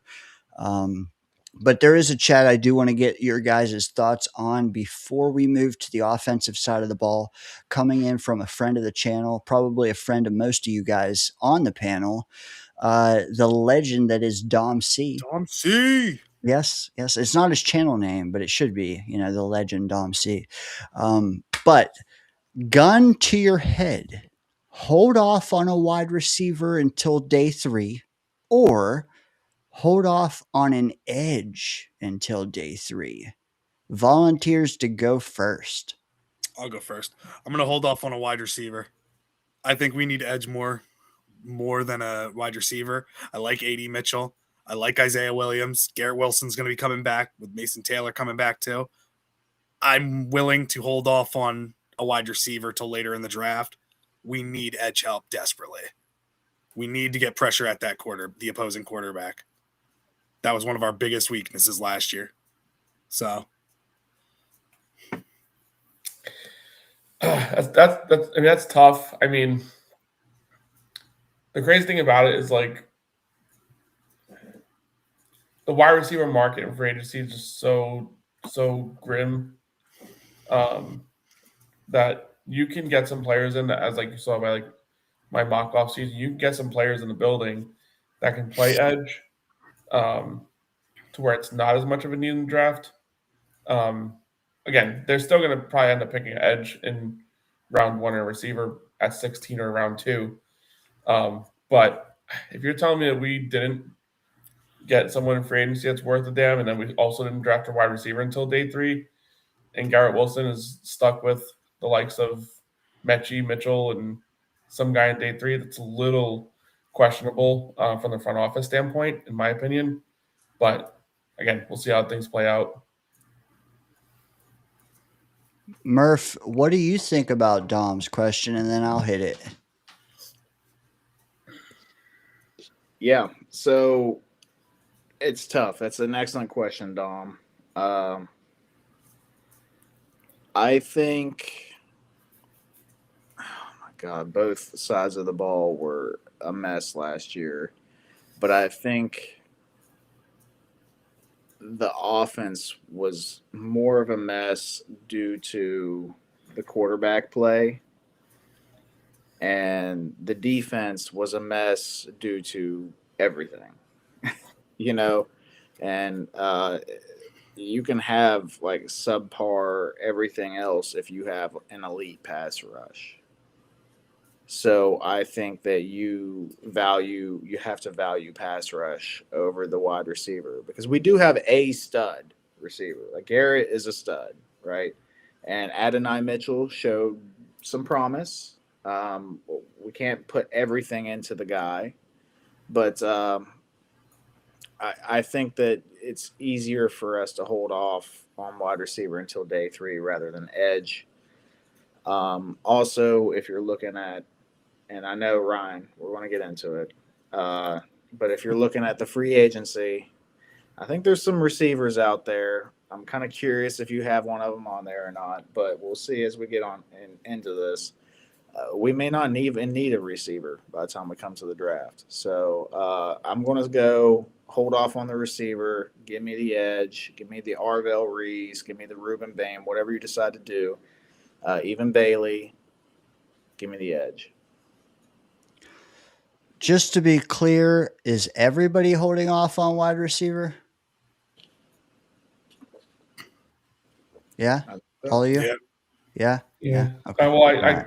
kind of said lean towards receiver. If you had a gun to my head, again, I think the free agency market, you can always, there's more out there on the edge market in free agency. You can, if you were really gonna say I gotta go one or the other, get some edge help in free agency and then address wide receiver in the draft. I don't know. I think it's very, again, it's going to be first round edge and it's going to be a second round wide receiver or pick 16 wide receiver if one of those guys is there.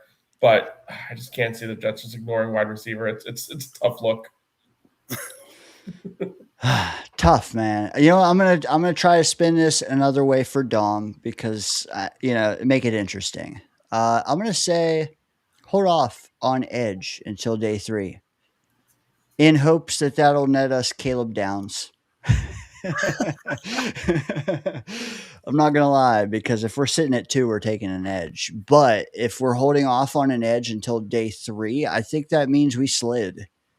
Or we reached, and I don't picture Muji to be a reacher.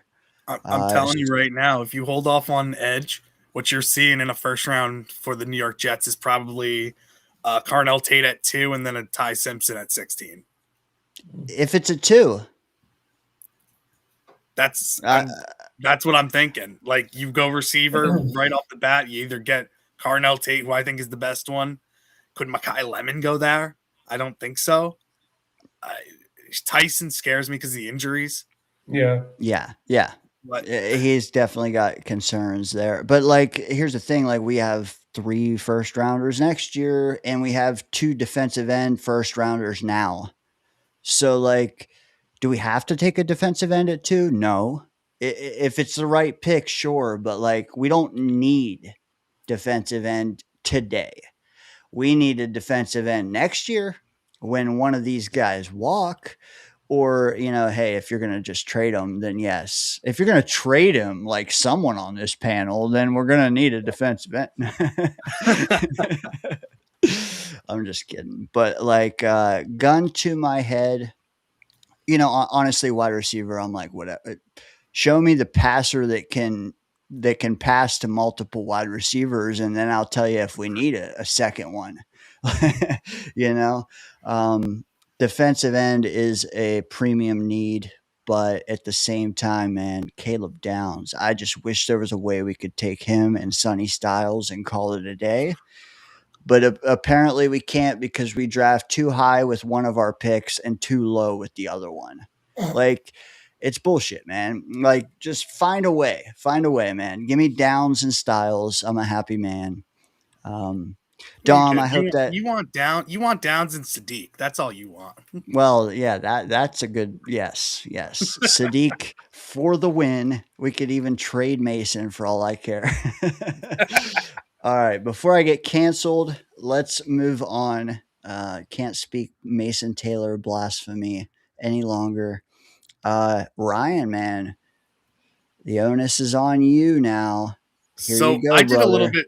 I did a lot different with the offense. I tried to get back some of our own players in this one to rebuild, and then took some shots out in free agency. So the first one I'm going to try to bring back, I think we need a solid number 2 quarterback.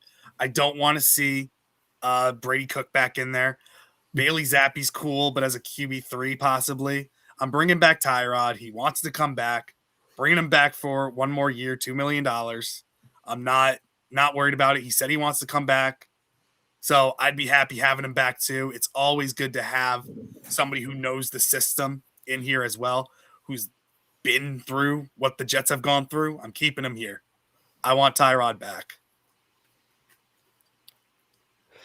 Now, you're up front, you're not stating where on the depth chart Tyrod will reside, right? You're just Right. saying in a vacuum, he's worth retaining.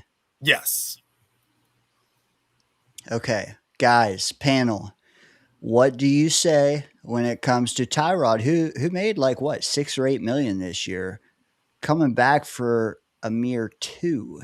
Anthony, Murph, thoughts on that? You know, first, Murph, you want me to take it? Go Say ahead. that one more time. Yeah.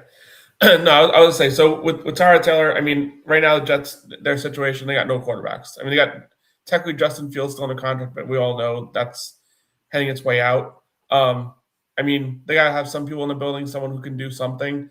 We all know Tyrod's situation. When he's out there, it's very limited. He's going to get injured.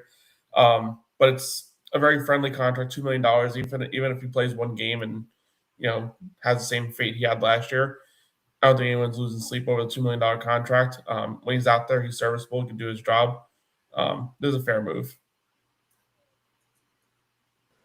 Yeah, it's hard for me to say whether I like the move or not until I know what the rest of everything else looks like. You know, do you draft a guy? Do you sign another guy? Or you know, there's a lot of things that go into it on a base scale. When you have nobody, yeah, Tyrod sounds all right. You know, I mean, I'm going to preface lot this of- too. I don't think a lot of people are going to like what I've done with the offense. there's a lot of guys out there that people Not are much to do. screaming for the My screaming for the tongue name- is bleeding. screaming for the name of and so on and so forth. I don't know that Tyrod is much worse than a lot of those guys. Like, take Mac Jones away from Kyle Shanahan. Is Tyrod that much worse than him? I'm just saying.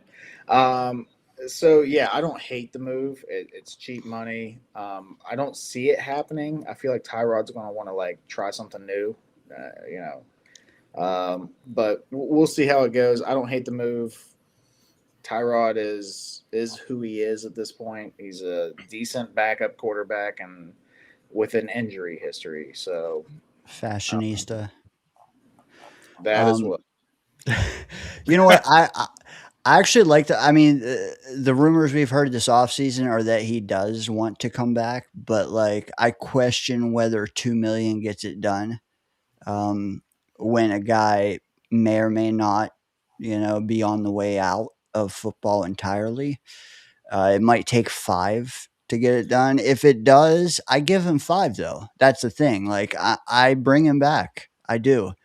I think he's a good second fiddle. He's a great third if you don't have rookies in tow, but I think we'll have rookies. So like, is he the 2 that you want ahead of a rookie? I think so for 5. 2, hell yes. The reason I'm going with 2 is because of the injuries. He's had so many injuries that they're starting to pick up on him. He's 36 years old, going to be 37. I think it's going to be a very, very weak market for him out there. I think if the Jets offered him this, maybe I'd go up to 3, but 2 million, I think he'd be happy to come back. He doesn't have to move anywhere. He's already stationed here. He's got his family here. $2 million coming back to be on the depth chart, I think would be solid for him. I'm with it. I am with it. I don't think if it's really for 2, I don't think you'll have many people arguing that. It'll depend on how the rest of your room shakes out, and I think that'll get people arguing. So let's just keep going. Yeah. Number 2, Ryan.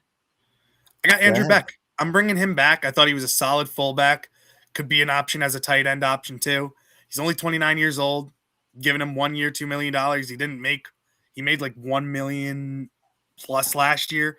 Give him an extension. Bring him back. Great locker room guy. I'm keeping him on board. Muji's first signing as our GM. I think he had a solid year. I'm bringing him back.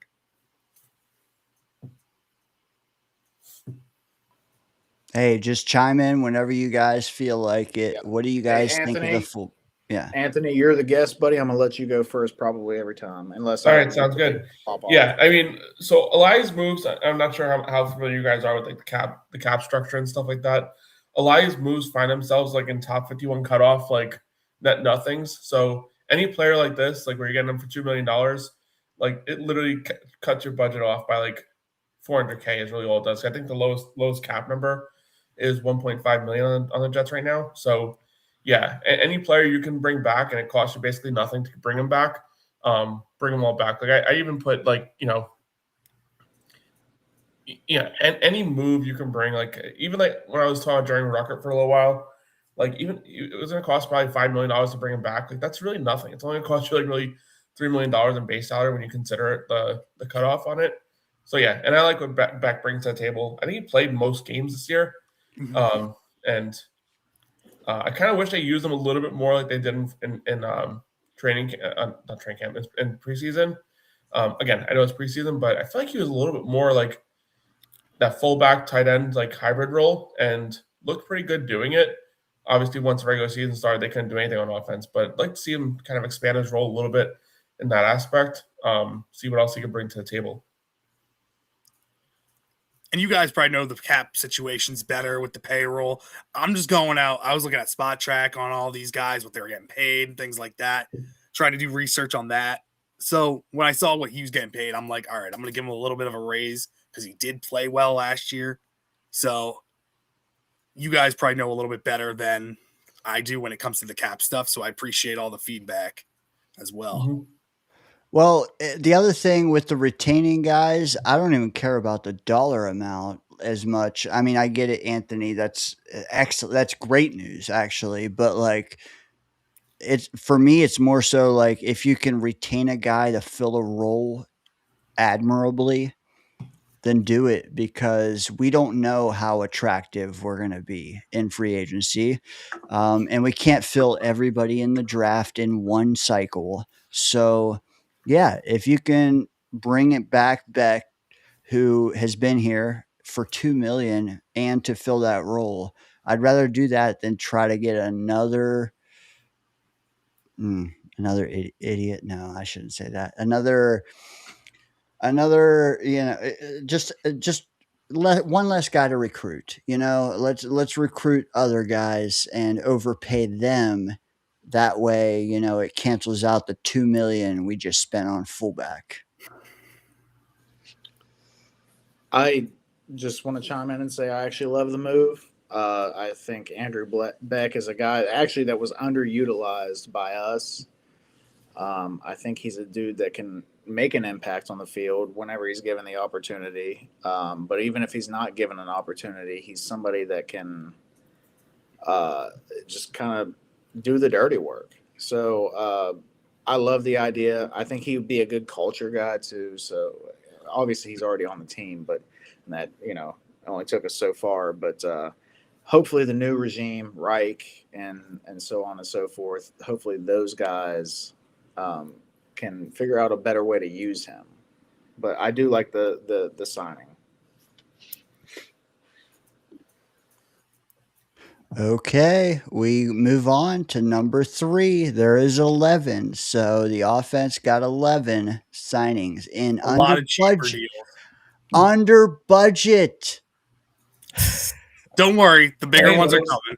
When those I'm all bringing said back and done, Max I got in the budget. I got $2 million to spare. I'm bringing back Max Mitchell. Can play guard, can play tackle. Probably going to be a little bit more pricey than $2 million, but he wasn't getting paid that much either. I know, $2 million. I'm not spending much. He's been here. He knows the system. I'm keeping him here on the offensive line as a depth guy. Like I said, he could start at guard. He can come in and play tackle if you need him to. Good guy to have around. Thoughts on Max Mitchell? Go ahead, gentlemen. Yeah. Similar situation. I think, again, going with low budget here. I wonder if he does get a little bit more veteran offensive tackles generally. I know he's not full-time starter, but he has starting experience, albeit not the best as a starter with the previous regimes, but still very young. Guy can go in there and be your 6th offensive tackle in certain situations. He's played both sides of the offensive line. I do tend to think he'll go a little bit more than the $2 million, but again, still, he's not going to break the bank by any means, but yeah, a player I'd bring back for sure.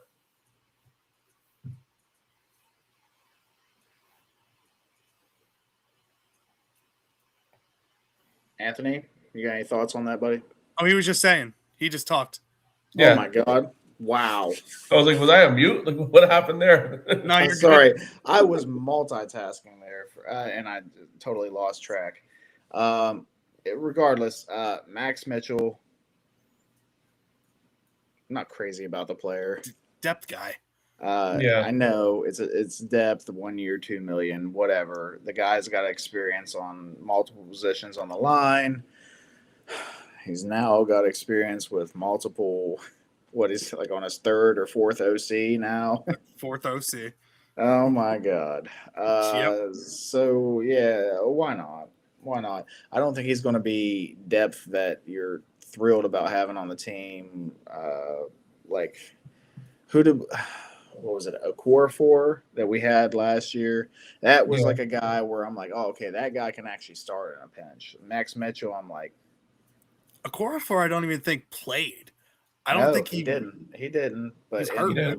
whenever he signed, I thought that maybe that was a good move. But I'm I'll give it like a C. I'm neither here nor there, as they say. Yeah, he doesn't move the needle in either direction, but Yeah. you need depth guys, and like I said, he can definitely fill out a couple plays here and there for behind the two tackles. The flexibility helps as well. Yeah. 2 mil, hell yeah.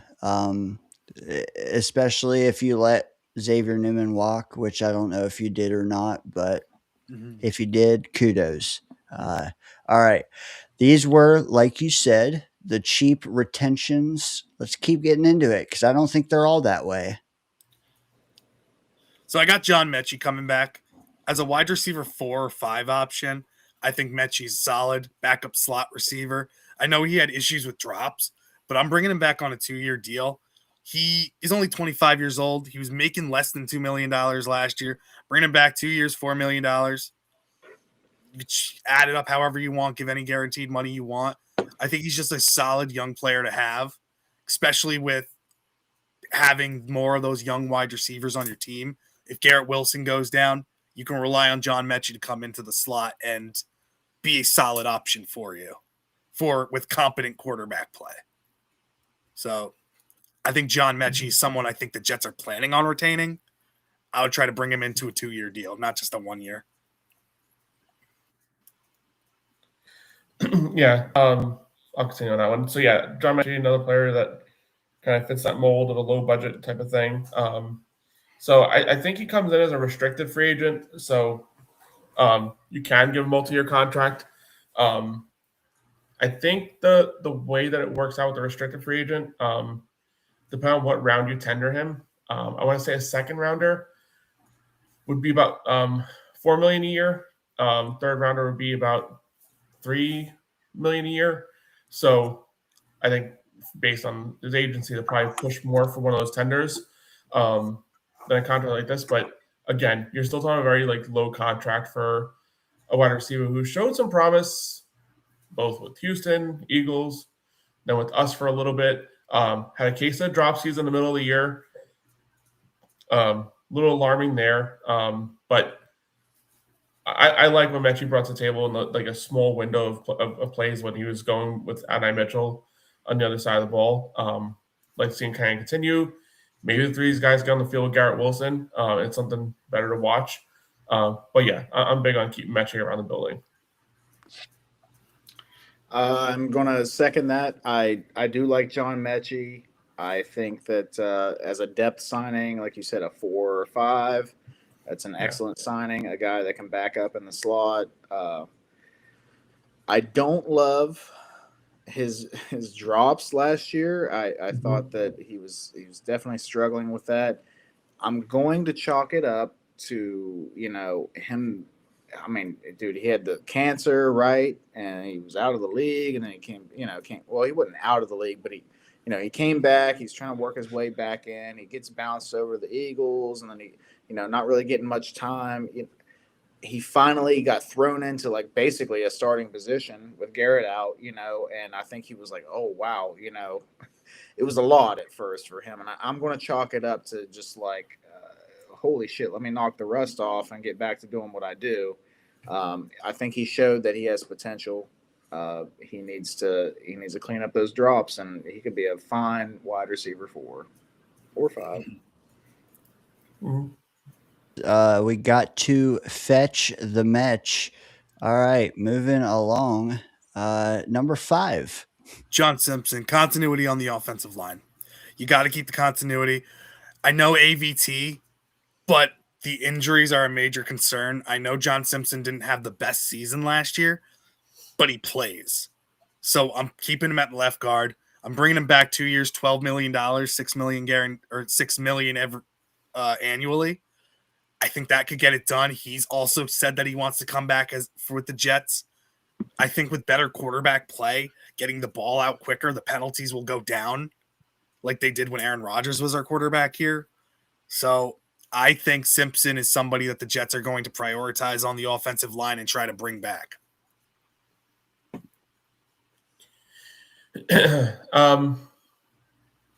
So I think with John Simpson, like the question I ask overall is, one, I do think that average annual value goes up a little bit for Simpson. I'm not sure how high or how crazy it gets. Sometimes guards can get a little crazy, but I don't see him getting in that realm. But at what point does the John Simpson versus AVT contract comparison get very close? Like I think Simpson might go for around 8 to 9 million when it's all said and done, and I'm not sure if I like that number for him.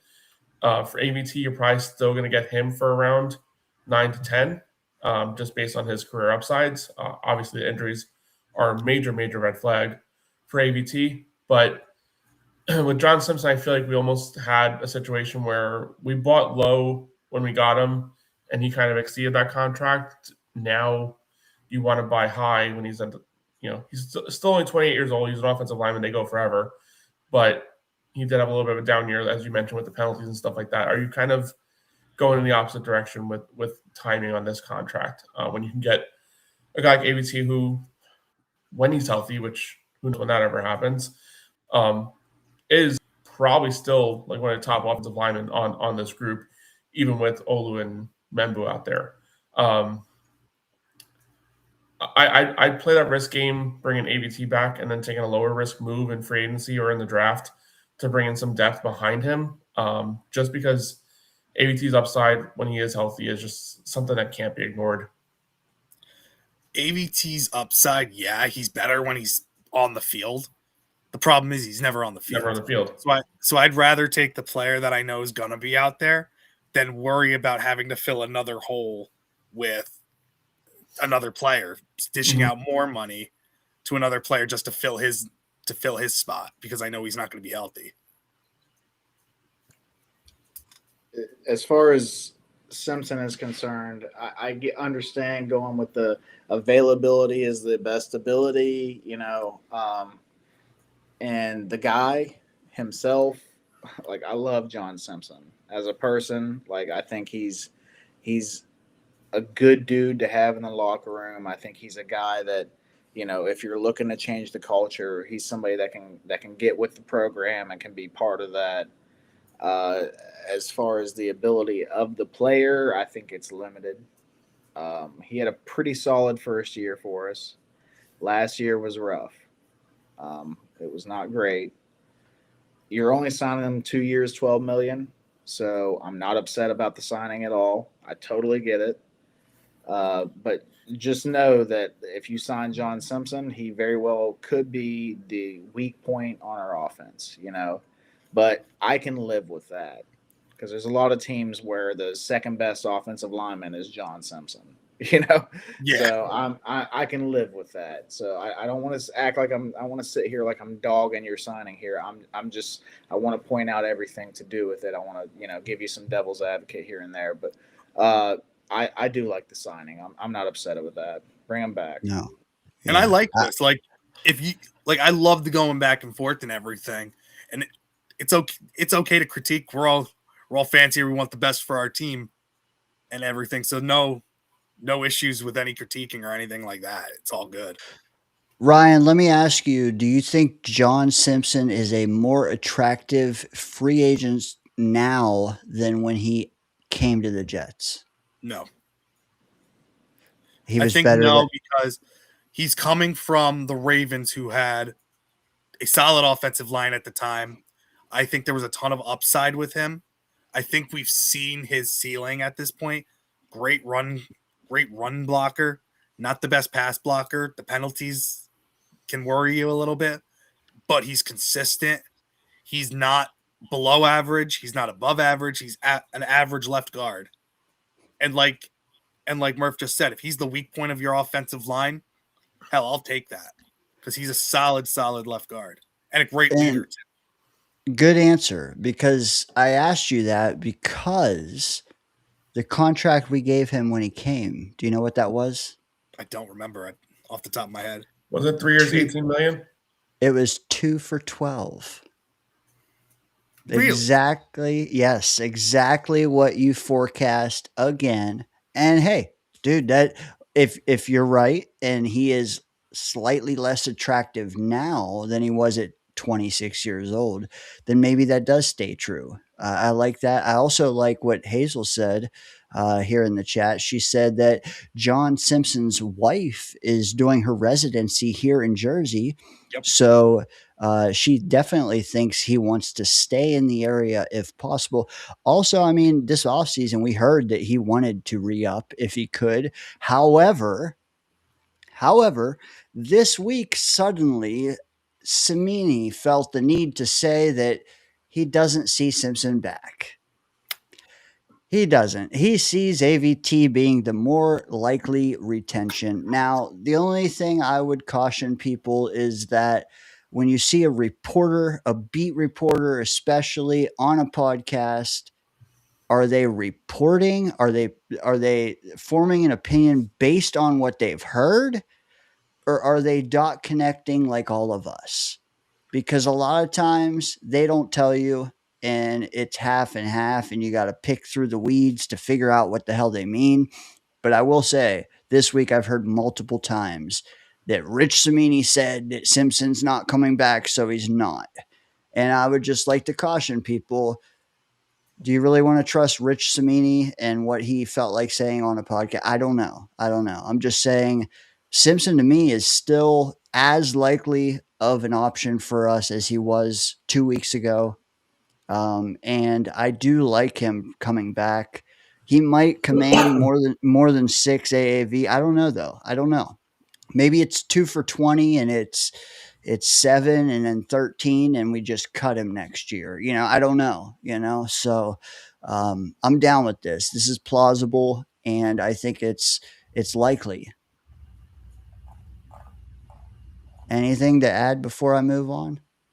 Hey, also the guy's like in the prime of his career, right? So that's something to think about. Like he's got enough experience to know better, and he still has enough in his body to be able to do better, right? So if you're looking at a timeline like 28, that's an excellent time to sign anybody. But yeah, so Agreed. No, I agree. Sharon chiming in from the Jets ward. They have straight jackets over there in the ward, I believe. Yes, they do. So hopefully she was able to type a little bit, but she said she likes Simpson. She does not like Cimini. I love Sharon. She's always one of the first ones to like my videos and shorts and everything. She does great. Always fun. Always great. She's awesome. She is, and she is speaking facts, I will say. Also, guys, if you're tuned in thus far, there's 32 of you here live on YouTube, probably others on Twitter, 7 over in the Jets ward, 25 here. Spike the like button, both channels. Just know that we're about to tear the lid off this thing because we got some juicy signings coming up, folks. So stick around. I mean, currently our QB1 is Tyrod Taylor. Okay. Hell yeah. Do you think that's going to hold true? Well, you're going to have to buckle up. Buckle up.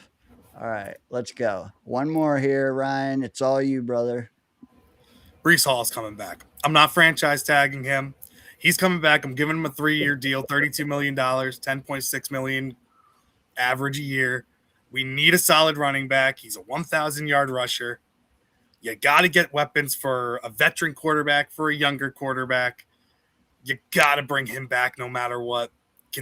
Showed how dominant he can be in the run game, pass game. Frank Reich likes his running backs to be multifaceted. This kid is a monster. He's only 24 years old. With a healthy Garrett Wilson, with a healthy Mason Taylor, A.D. Mitchell is your A.D. Mitchell, who showed promise last year as well. Having Brees Hall back actually makes your offense look like a threat, especially with a solid offensive line. And if we get competent quarterback play, the Jets could actually move the ball on offense. So Brees Hall is probably going to be my main guy that I will go after.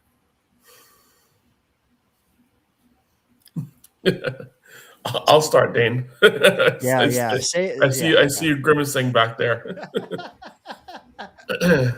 So I'm gonna kind of go with Ryan on this one. I do like signing Brees. The issue I have is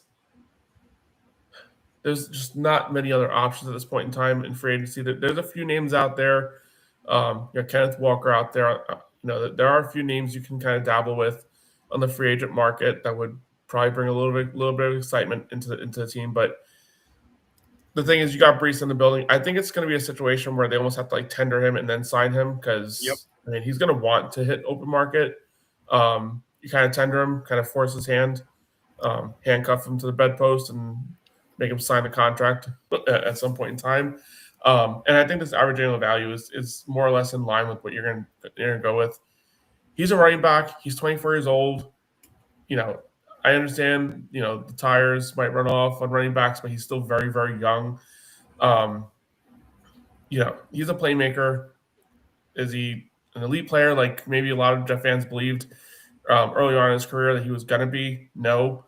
But I think he can still get the job done. I know it's a bad comparison when you say, like, okay, he's the best we got when you're dealing with, like, not much on offense outside of Garrett Wilson. But the last thing you want to do to an offense that's kind of limping from a talent standpoint is take anybody that's talented off of it. If you find an avenue to upgrade it later on and you can make a decision later on, so be it. But to keep Brees in the building for now at $10 million a year, I don't think that kills us by any means. I will say one thing, too. I originally didn't have Brees re-signing here. I changed my sides like 3 times going up into this week. I originally had Tyler Algier as the running back we were bringing in because I really like his game, and I almost added him to this too and just let Brees walk. But I think Brees just brings a whole new dynamic to the game with his pass-catching ability and running ability. So I had to bite the bullet and do this one. Yeah, and I mean, I don't know if Algier is the name I would pop out. Like if the Jets were able to get Kenneth Walker, then I could say, okay, you got a little bit of an argument there. Walker is a little explosive, compact. He can, we saw what he did in the Super Bowl. We saw what he did in the whole playoffs. To be honest with you, that's a player I can see making the argument for. But why would Kenneth Walker leave Super Bowl champions and go to Jets? Exactly. Moves that don't make sense. That's the hard part when you're playing this game is like, burn the hand is better than burn the bush in my name and come to you. That's kind of where I stick with Brees a little bit. I'm trying to pull other free agent running backs. I don't know if there's other names out there that excite you. Like, who else did you see out there that maybe? Oh, I got another one on the list. Don't worry, they're coming. Okay, gotcha. All right, so we'll keep moving.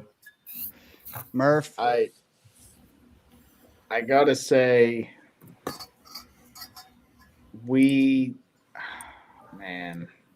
understand Brees is young. He's coming off of 1,000-yard season, but it feels like this needs to come to a head at some point. Like, based on what we're seeing, how he's acting, like on like social medias and stuff like that, it seems like sometimes he's in it, and then sometimes he's not. I don't know, man. If we have Brees, is he going to give us the best of who he is? I'm not sure. But at the same time, he's talented. Like he's a talented guy. So it's kind of tough. Like for me, you can't unless you have somebody in mind. And I know Anthony brought up like Kenneth Walker, who if the Seahawks let him go, I feel like that would be a bad move. But you know, I like the Algier reference. I'm a big Algier guy. I think he could be an RB1 on quite a few teams. Peter Dinklage. Uh, yeah, Peter Dinklage could probably do good too. You know, the holes don't have to be as big for him, so that helps. Anyway, Run through the legs. for me, it's like, do you get rid of a talented player, you know, in a year where you need as much talent as possible because you don't have a whole lot going on for you? Do you draft a rookie quarterback? If you have a rookie quarterback, do you want to have a rookie running back as well? Do you want? There's a lot of things to keep in mind here. For me, I like the idea of potentially giving of bringing Brees back, but I'm more in line with let's just tag him. You know, one more year and you can move on, Brees, and we can move on. Like you know, just give me the best you got one more year, and let's move on from there. But I understand the thought process of bringing Brees back, so I don't hate it. But I'm more in line with like let's just tag him. Let's just get one more year out of him, and then move on. What about tag and trade, Murph? You're probably not going to get anything for him. Nothing notable. Fifth, fourth. I'd want more than that. I would want at least a third. I mean, if you tag him, I'm not that's saying I'm not saying he's getting a third. I'm just saying like I would want that much for him. I'm just saying if you tag him, it means you can't negotiate probably, or you know he wants out. And then what do you take? You're taking pennies, right? Or you're using him for a year and letting him walk. But my Right. thing is like I'm tagging him to use him. I'm not tagging him to trade him. Like in my mind, let's tag him. Let's use him one more year. Say, Brees, this is your audition. Okay, I know you don't want to be with us anymore, but we do have a good offensive line, and this is a prime opportunity for an audition. Let's get another 1,000-yard season. Matter of fact, give me a 12 or 1,300-yard season. You know, with some pass catching in there, we all know that he has the ability to do that. Give me another 350 and receiving yards, and some team is going to give you a solid contract next year, and you can move on from us. You don't have to deal with the losing anymore. We'll move on for you and try to build our culture. Yeah.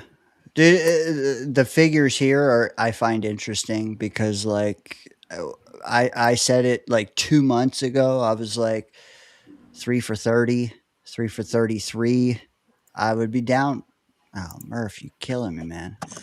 All right, there we go. 3 for 30, 3 for 33 sounded amazing. Oh my God. Jesus, this guy. I meant There to we go. click the mute, and I clicked the camera button instead. That's my You my do it. You mistake. do it again. I swear to God. Fair enough. No, I'm not crapping all over this because 10.6 AAV, not bad. And honestly, that keeps him here long enough to get the ROI out of him. 10.6 this year, I don't think is worth it. 12 million transition tag, not worth it, man. We don't have anything set up. But if you tell me that in year 2 or 3, he's with a rookie quarterback and he's making 10.6 again, that's well worth it. So would I give him 3 for 32? Going to shock the hell out of you folks. Yes, I would. But I would need to sit down with him and say, bro, are you okay? Because Do you like, want to be here? Like, yeah, that's the big yeah, thing. dude. If we're 2 and 6 next year, this guy is going to be the biggest cancer on the team. I guarantee. I'm promising you that. If we're 2-6 and he doesn't have 500 yards, he is going to be terrible. So like, that's why I'm leaning just tag and trade him, man. And I would just trade him, but we can't because we don't have his rights unless we tag him. So like, tag him and try to trade him on draft day with Will McDonald, I think. Call me crazy. Try to trade them both. We need third and fourths, and I don't care, man. Don't give me a fifth, but give me a fourth and Brees is gone. Just use a fourth on a running back. Call it a wash. Will McDonald, give me a third, and I'll use it on something else because we're probably drafting an edge second overall. Brees, dude, here's the thing, though, like specifically to Brees, not roster construction, not valuation or anything like that. With Brees, 9 of his 17 games last year, that's more than half, under 4 yards a carry. How many games did he play without a quarterback that wasn't going to throw the ball? Come on, man. 5 of them was his quarterback majority of the season. Yeah, and most of those games were in the first half. Most of those were in the first half. 5 of them under 3 yards a carry. So, like, if you look at his yards per carry, it was like a heart monitor, man. It was up, down, up, down. Like, I would rather you just give me 4 every week than give me 7, 2, 6, 3, 7, 2. Like, and that's what his season looked like. And that's what it has looked like since his injury. He finally hit a home run, but it was down Main Street that anyone could have walked in. Like, I would love to see him hit a home run where he really earns it, and I would get off this soapbox, but like 10.6 is fair. 10.6 is fair. It's below Aaron Jones. It's below a ton of guys. It would make him probably 14th or 15th highest, maybe after free agency, even lower than that. Good. It's tough with him. He's such a polarizing player that it's like you don't know what you're going to get with him every week. And I agree with you. It's tough to see stuff like that from him.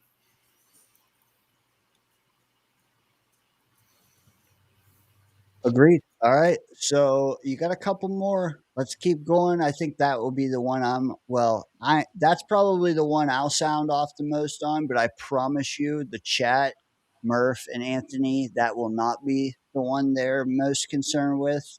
So let's keep going. I'm sure. So the wide receiver I'm going to target too, Lil Jordan Humphrey, 27 years old, big-bodied receiver, the type of guy that Frank Reich likes in his system. If you've watched the Broncos this offseason or this postseason, he was one of the guys Bo Nix targeted a ton. He gets open. He's got good speed, great blocker, and can go up and high point that thing. Red zone threat. You bring him here to compete. He is a solid young man. Great character guy as well.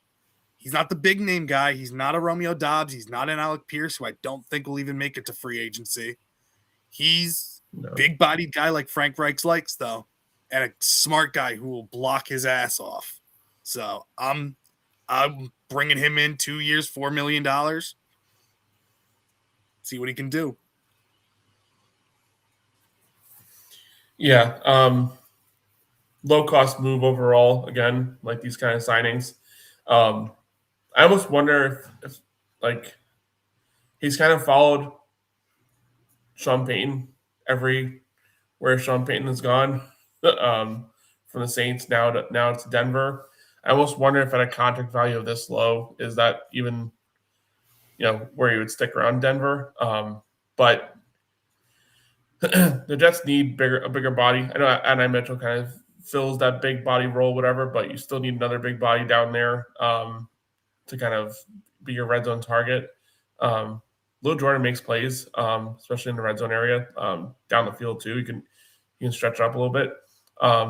But yeah, I just wonder if at contract value like that, this kind of hits like where I was talking about earlier. It's like are the Jets gonna have to pay a premium tax like on a lot of these free agents, like where like a 2 for $4 million really turns into like 2 for $6, or a 3 for 32 really turns into like a either 4 for you got to throw an extra year on there, or you got to throw an extra few million on top of the normal number.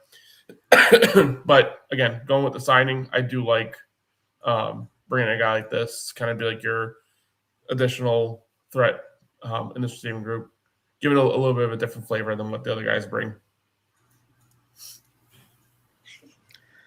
So I remember when this guy was coming out of, I think it was Texas, and I was like, what a name. But yeah, little Jordan Humphrey. I love that you did this, Ryan. Not because I am in love with the player or anything like that, but just because you pointed out a key thing that is something that I read up on too, is Reich likes his big-bodied receivers. So this fits that mold. This is depth, right? And it fits that mold. I would not be surprised at all if we went after, Lil Jordan Humphrey or somebody of a similar mold. And I wouldn't hate the idea of it. I think that the guy I've seen. It's funny because like he went into the NFL and then it felt like he kind of disappeared. Because I had my eye on him because I thought he was pretty solid with Texas. And, then he surfaces with the Broncos, and he's not necessarily like their go-to guy by any means. But, like, it just seemed like sometimes in big moments, he was the dude that was coming down with it. And I don't hate that at all.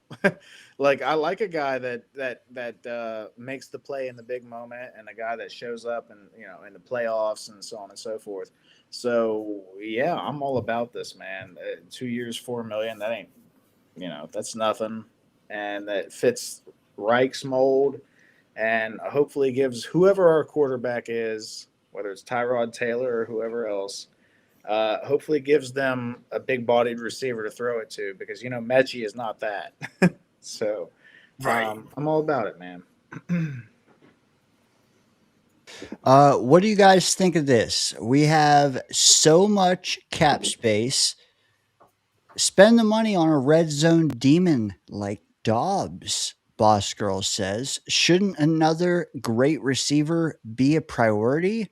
He's a nice compromise between Pickens and Pierce and this Lil guy. What do you think to that? I have another receiving option coming up that's I think going to fit a lot of that too. So I'm Okay. excited to see. Wait till the end. Buckle up, Boss Girl. Okay, I like it. All right, moving along. By the way, Lil Jordan is who I had to sub in when Troy Franklin went down. Quack quack. Didn't that mean much, but 6'4", 2 and a quarter. I'll take it. All right, next up. Kenny Gainwell, Ooh. change of pace back. Only 26. I think he comes in, bring him on third down. You can have him and Breece Hall in the backfield. Have him do a wheel route. He's quick. He's shifty. Can do a lot of different things out of the backfield. Smart player as well. Bringing him in. He's only 5'9", 200 pounds. I'm signing him 1 year, $1.5 million. Maybe it'll cost a little bit more than that, but he's a solid depth piece and something we don't have. He's not a power guy like Braylon, like Isaiah Davis, but he's that shifty running back that we don't really have. And with Frank Reich too, he likes to use running back by committees with a lot of these different guys. So having him and Breece as that 1-2 punch type of thing with Braylon Allen coming in with the Thunder or Isaiah Davis doing that, it's a lot of combos that we could have at them. Smart player too, good locker room guy.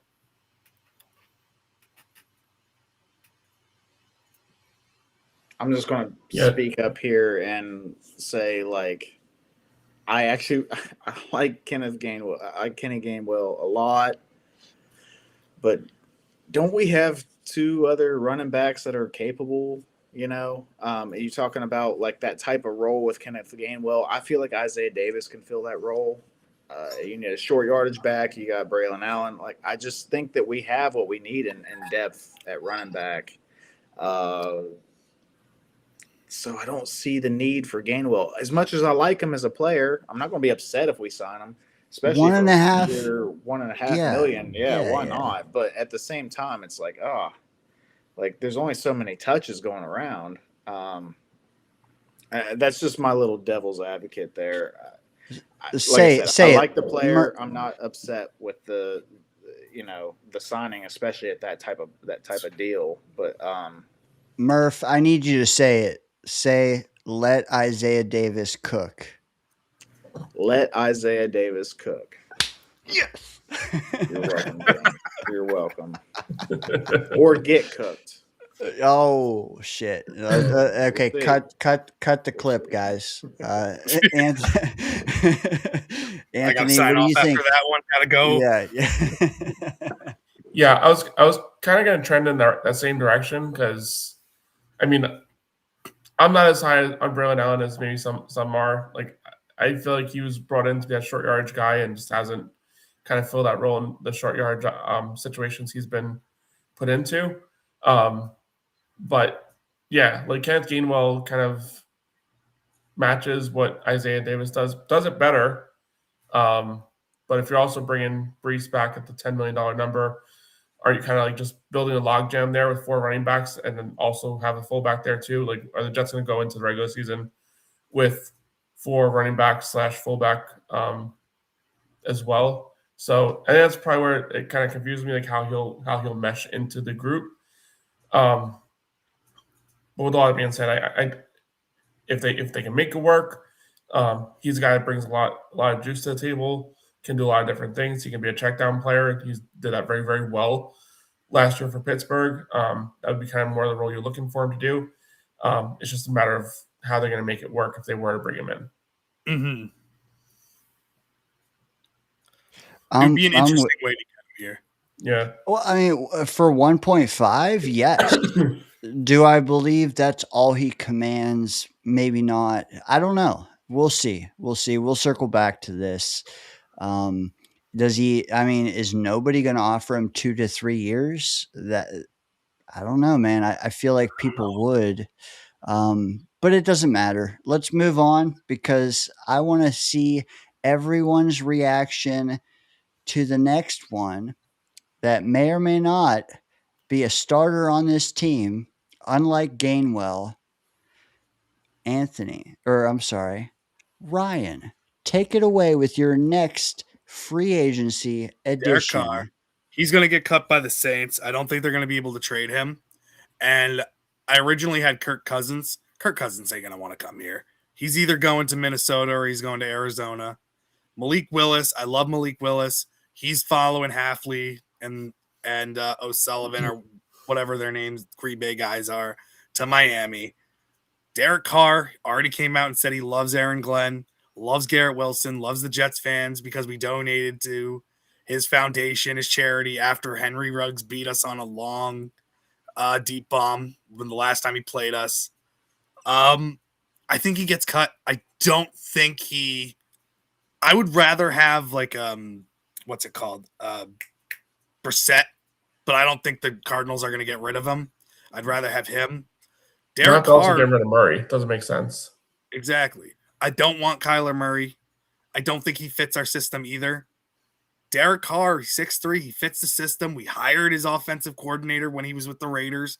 He had his best seasons under there. I understand he didn't look great in his last season with New Orleans, but he's a perennial 4,000-yard quarterback. He took a year off. I understand that. His shoulder, he's saying, is perfectly healthy now. Bring him here behind a solid offensive line. Let him rip. Let him see. If he doesn't work out, we have 3 first-round picks next year where we can draft a quarterback behind him.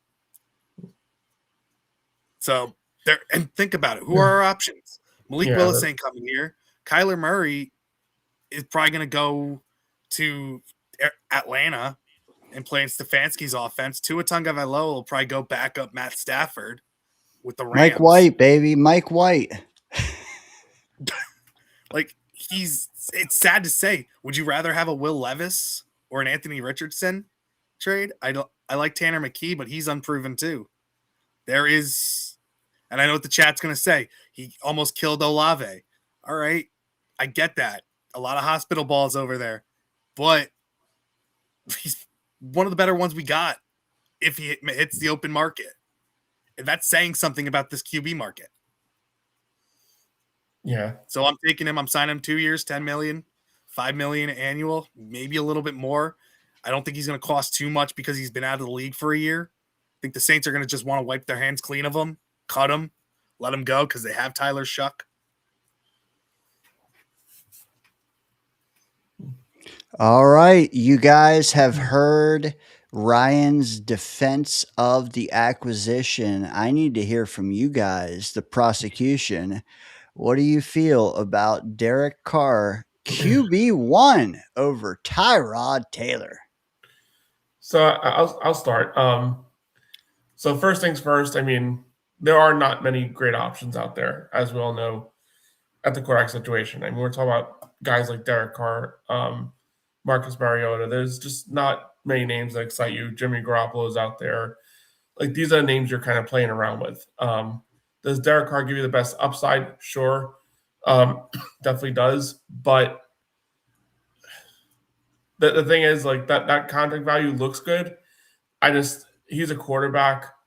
Quarterbacks get some money. I mean, that's a contract Zach Wilson signed last year with the Dolphins. He has a little bit of a better track record than Zach Wilson does. I know Zach Wilson was still playing.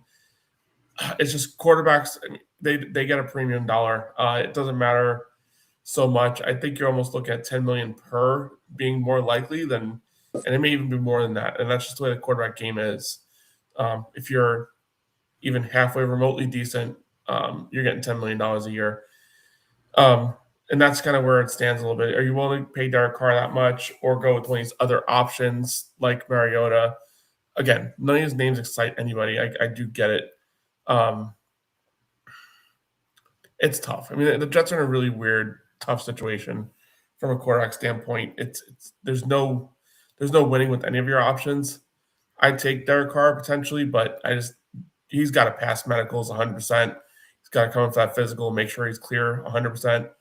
And got to see if his love is still in it. I mean, what does Parcells say? If you're thinking of retiring, you're already retired. Well, this guy was already retired and he's coming back out of retirement. He's pulling a Phillip Rivers, although not as long in the retirement home to come back. It's concerning for sure, the Derek Carr name. But again, we're not. It's a very, very skeptical free agency class at quarterback this year. Murph, I want to hear from you, but like, there's a lot of jokes surrounding Carr. Like, hey, is he the vehicle to drive us to the tank? You know, hey, there's one for you, Hazel. But like, is there really a difference? Like Anthony's saying, like, it's a weird off season. We could, hey, Big Fella says it's going to be Will Levis. I've been saying, hey, it's going to be Easton Stick. Like, is there a difference, man? Murph, hit it first. Is there a difference? And what do you think about Carr being acquired by the Jets? I'm assuming in not a trade, just a cut, like Ryan said, a cut and a sign. So, if you look at your options this year, is there a better guy? Like, is there a guy with a better track record than Derek Carr to come to the Jets? I don't think so. I mean, maybe you could argue Kyler Murray, but I don't even know that he's had a better career than Derek Carr has. I know things didn't work out well at the Saints. He had, some injury. He retired. Coming back, I don't love bringing a player in that took a year off. I really don't. But at the same time, like, this is a dude that you're not super committed to. If you bring him in, he's 34. Maybe he just wants to have like a last hoorah and give it another shot. This isn't the year we're going for the Super Bowl, guys. So I'm not that upset about it. I always did kind of like Carr. But I definitely understand people that are upset or concerned about how things would work if he was here.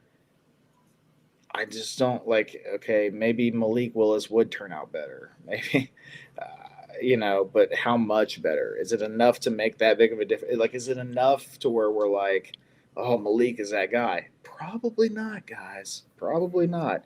I don't think there's a player out there that we're gonna like sign to the Jets, and all of a sudden, boom, we have our franchise quarterback. It's not out there, unless you're trading for a Joe Burrow. There's not a guy out there. So right now we're looking at our franchise quarterback is in 2027. You can say you're March for Arch, or if you want Dante Moore, whatever it may be. That's likely where that's the pool we're digging out of to get our franchise quarterback. As of right now, Derek Carr is as good as any. I prefer maybe the Kirk Cousins market. Just strictly just because Derek Carr took that year off. That always worries me. We've seen that many times with guys that take a year off, they come back and they're just booty cheeks, plain and simple. So, but a flyer when you have Tyrod as a backup, why not? It doesn't hurt my feelings any, especially for that type of money right there. Yeah, I'm okay with it. And the biggest thing is too, like, for those getting upset, no matter which quarterback we sign, people are going to get pissed off at. We could trade for a Joe Burrow and people would be pissed off at it. We could sign a Malik Willis and there'd be people pissed off about it because he hasn't proven anything. There's so many options. Derek Carr has the best resume out of most of these guys, like you said, Murph. And yeah, you guys? We're not expecting him to take us to a Super Bowl right away. But on a 2-year deal to be a bridge guy, who he's also a great locker room guy, he will be able to mentor a young quarterback, whether we take one in the draft or take one the year after. The system fits his play style too. So it's like, at least we'd be able to see a competent offense possibly. Now, see the key. Good. Oh, you're good. I was finished. I was just going to say the key with this though is like at least we can hang our hat on everyone being pissed at you instead of us. I'm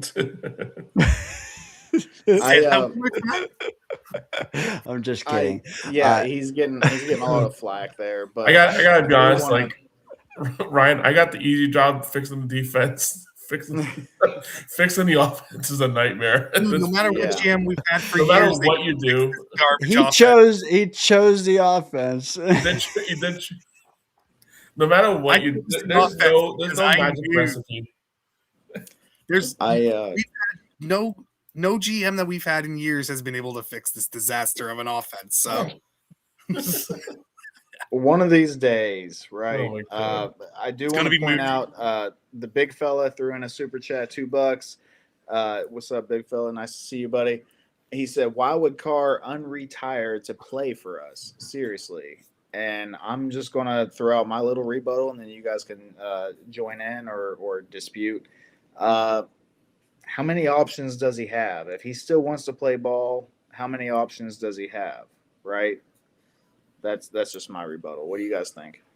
Well, let me chime in on this. Like, who lets a quarterback retire and then they don't just like get him off their books and off their list not long after? It's weird that they kept his rights. I don't know the full backstory there.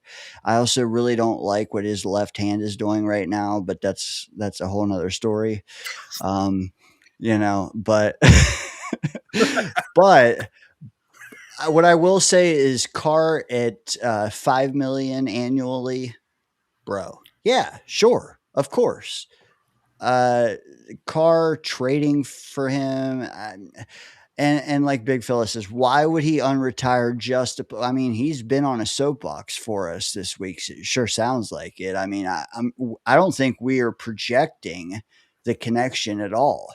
Am I crazy? Like, I think that he is dying for any seat in the musical chairs, and we are the largest seat or some shit. I don't know. But do I make that connection? Yes. Do I think he's good enough to be like the only guy we have next to Tyrod? If it's Tyrod and Carr, maybe you do got to take Simpson for me to be okay with that. And I don't want to be okay with needing to acquire Simpson. I would rather have a Kyler or, that's shocking to me even, a Kyler and a Tyrod and then not draft one than to take a Carr and a Tyrod and need a Simpson. Is that crazy, Anthony, Murph? What do you guys think about the room as a whole? Because we do have 2 more slides and callers await. So let's try to get through this. Yeah, I mean, you got Tyrod Taylor, who's 1 hit away from IR, and you got Derek Carr, who has some medical problems. Not ideal for sure. I honestly think when it's all said and done, I think the Jets are going to go in a different direction. Listen, we keep talking about it. There's no winning in this conversation with the options that we have. I think what the Jets would kind of be looking for in free agency and through the quarterback position is just some sort of stability. Don't make us look like fools. You can't have Justin Fields out there who can't throw the football. You can't have, Brady Cook out there who, is Brady Cook. I think what they're looking for is just someone to take the embarrassment out of what this organization is right now. Just lead us to 17 games. Even if we lose a lot more than we win, fine. Just we can't have a stretch of games like we did in December and January where we're just incompetently getting embarrassed. Can we just smoothly lose, 15 games without looking like idiots? I think that's the bare minimum. That's the bar this team has this year. It's a very, very, very low bar, and they just need to try and meet it somehow. And I think that's where they're going to be a little cautious with the quarterback play. It's going to be Kirk Cousins, Mariota. These are the kind of options. They're not going to make you feel embarrassed. They're not going to bring a lot of eyes to the organization. Say what you want about Carr, but coming out of retirement, coming to the Jets, there might be some eyes there. Just they got almost ride under the radar as much as they can because this team cannot take any more eyes than they already have on them.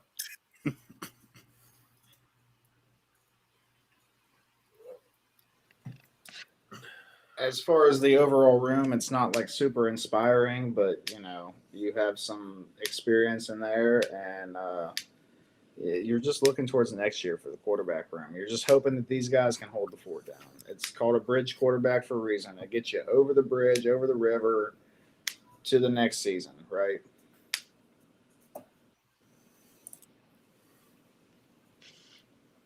I am with you. Let's move on because we are getting a little long in the tooth. Derek Carr, though. All right. Well, I've driven cars older than him, so let's go. All right. I know we're not going to get Linderbaum. I think he's going to go to the Giants, so I'm going to take the next best center on the market. I'm going Cade Mays. I'm bringing him in to compete with Myers. I think Cade Mays, once he moved to center in Carolina, can play guard, can play center. He was one of the more underrated centers in the game last year. Really stabilized that Carolina Panthers offensive line. He's only 26 years old. Bringing him in 3 years, $39 million, $13 million guaranteed, or $13 million annual. I think he's a really solid run blocker, pass blocker, overall leader on the offensive line as well. Bringing him in, compete with Myers. And if you have Myers as your backup, who can also play guard as well, if you need him to, or you can do what we did to Tippmann, bounce him over to left guard just in case John Simpson gets hurt, or if a Tippmann gets hurt, you got a solid backup center who can start in Josh Myers, or you have a legit number one center in Cade Mays to start. I like that. I think at some point in time, the Jets are going to address center and or guard in addition to whoever they bring back.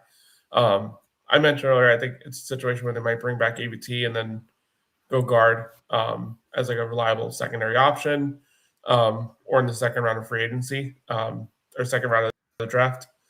But at some point in time as well, they need to address center long term. You can address that in free agency like you did here, with a proven player, or you can go somewhere in like round 2, round 3 with a guy like Connor Liu. I like more the proven aspect of it. If there's something they can pull off, bring in a center with some experience at a reasonable contract for an interior offensive lineman, considering the numbers that are getting thrown out there the last few years. I'm all for bringing some powers offensive line. Keep expanding on the strength of this team as far as the offense side of the ball is, and keep building that offensive line. Does a 6'6" center shy you guys away at all? No. Tippmann was a big center and he played solidly. So having more mass on that offensive line, I'm happy with. More strength, more size. Does the Myers extension shy you off at all about upgrading at the center position? Mm-hmm. No, because he signed to low-end starter center money. And honestly, there's still talk about getting another guy in. The Linderbaum talk. I think Linderbaum's going to go up much more. So I'm going to go the cheaper route with a center who I think is still legit and solid. Bringing Cade Mays, instant upgrade over Myers. And then you have great depth just in case something happens to one of your offensive linemen. I like it because we still have not notably seen AVT here with his flexibility. So we'll see how that pans out. Murph, I want to ask you, what do you think of Ryan's maybe his highest priced acquisition? I understand the position because, Myers, he's not it. I mean, as a depth piece, great. As a backup, whatever, that's fine. He's solid, very solid, but you don't want that being your starting center if you can help it. You said the second best option to Linderbaum, Cade Mays. Okay.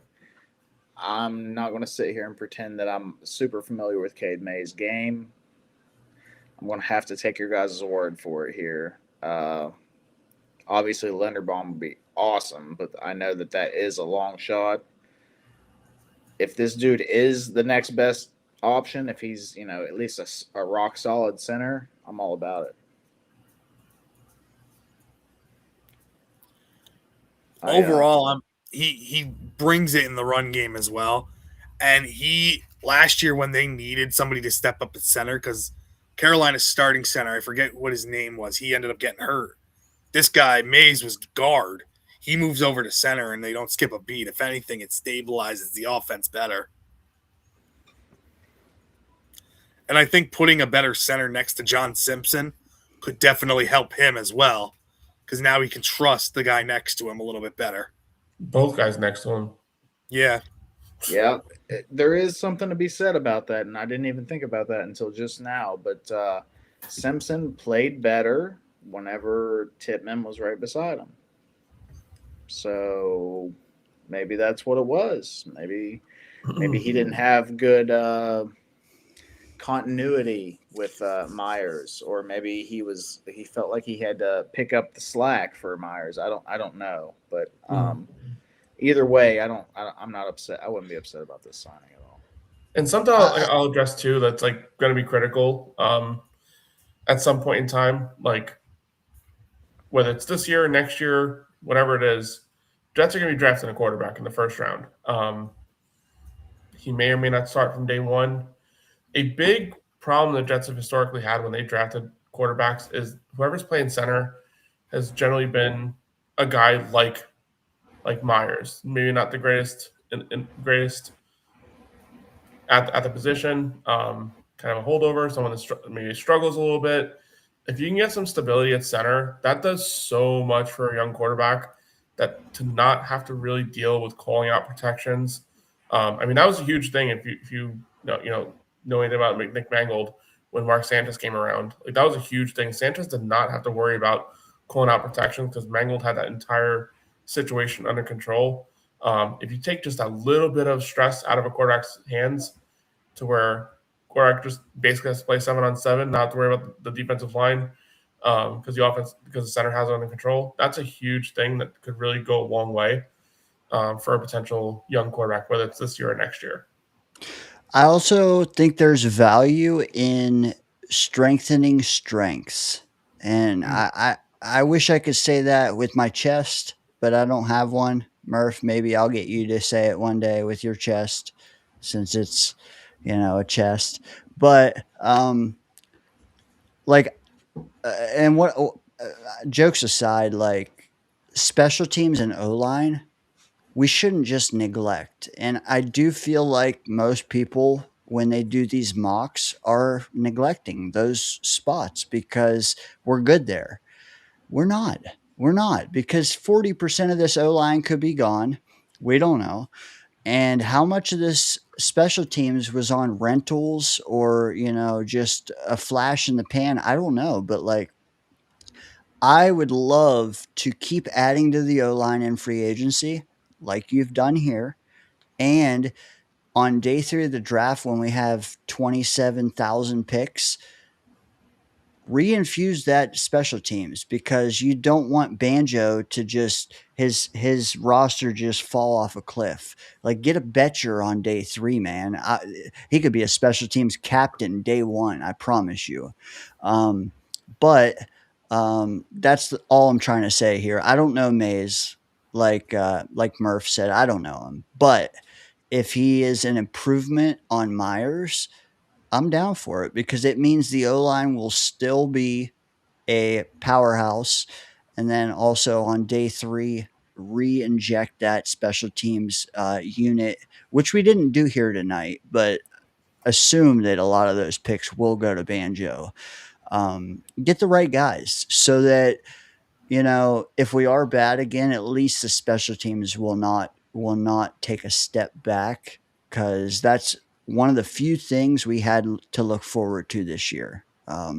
Last slide, Ryan. Last slide. So let's get it, man. Here you go, man.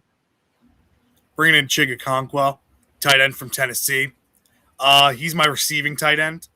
You can put him as a bigger slot. Not the quickest guy, but fantastic hands. Not the best blocker, but a willing blocker. Complete opposite of what Mason Taylor is giving you as that guy who can do everything, the receiver and blocking. Jeremy Ruckert as the blocking guy. We extended him, but I think you bring in Chigakonkwo. That's your number 2 tight end, close to being number 1 tight end. Putting him in as a bigger slot too. Matchup nightmare. Signed him to a 3-year deal, $21 million. Year 1, I'm giving him $3.5 million. Year 2, $8.5 million. To year 3, $9 million. I'm just balancing it out that way, just so we have a little bit of extra money that I could use.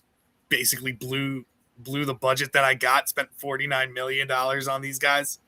But Chigakonkwo, I think, is very underrated. Young tight end. I know a lot of people would say Isaiah Likely, Kyle Pitts. Chigakonkwo, I think if he just had better quarterback play, kid's a monster. He is built like a truck, runs really strong when he gets the ball in his hands, tough to bring down, red zone threat as well. Really, really good young man. Really solid player too. Could be come in here and be another weapon added to this offense. Yeah, and I think, something I feel like we need to like all consider too is like sometimes we just like kind of fall into this line of like, oh, we got Rucker, we got Mason Taylor, they're our top 2 guys, whatever. Like, there's no reason why we should fear bringing someone in who could bring more upside to that position group. Mason Taylor likely still the number one option, but here's a good solid number 2, maybe in a 1B at the tight end position that we could definitely use more weapons, more options. The better it could be for this team.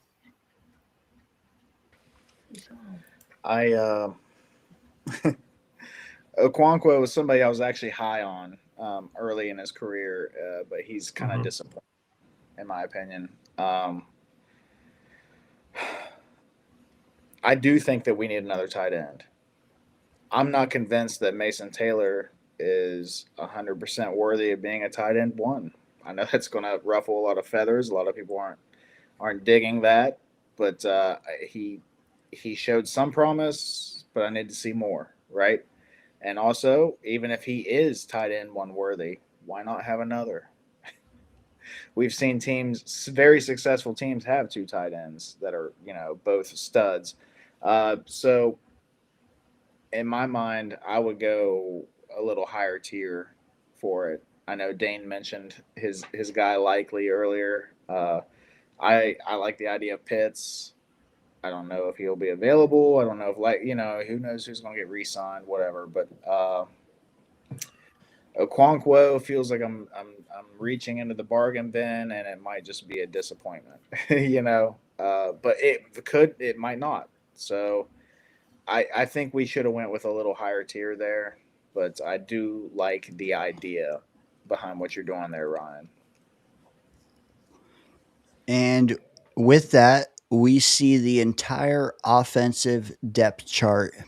Now, I wasn't sure if Lil Jordan will pencil in across from Garrett or not, but what I want to ask you guys, and Anthony first, do you think this team will have a better chance at competing next year than the one we just had? Also, I don't know if Justin Fields is even on here, but he is right now.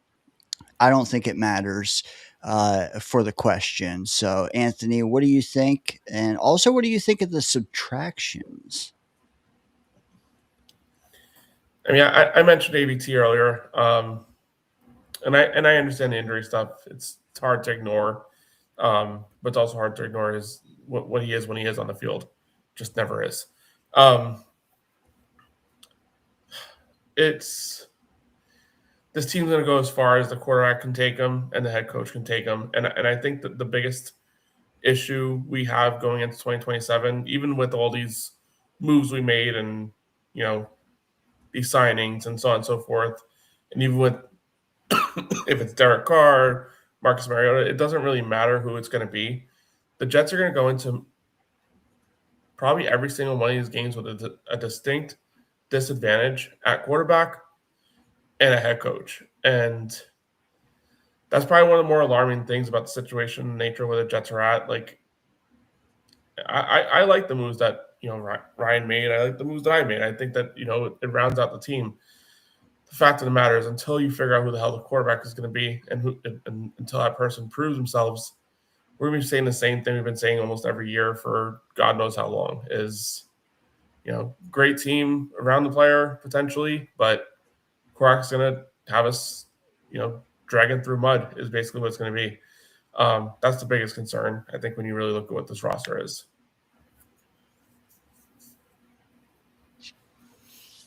I am not super inspired by what I see. A lot of the moves, they have some sense behind them, but I don't know how much we're raising. I guess it really just boils down to the quarterback. Does Derek Carr work out for us? Is he the Derek Carr of old, or is he the Derek Carr of a broken down body towards the end of the Saints tenure? I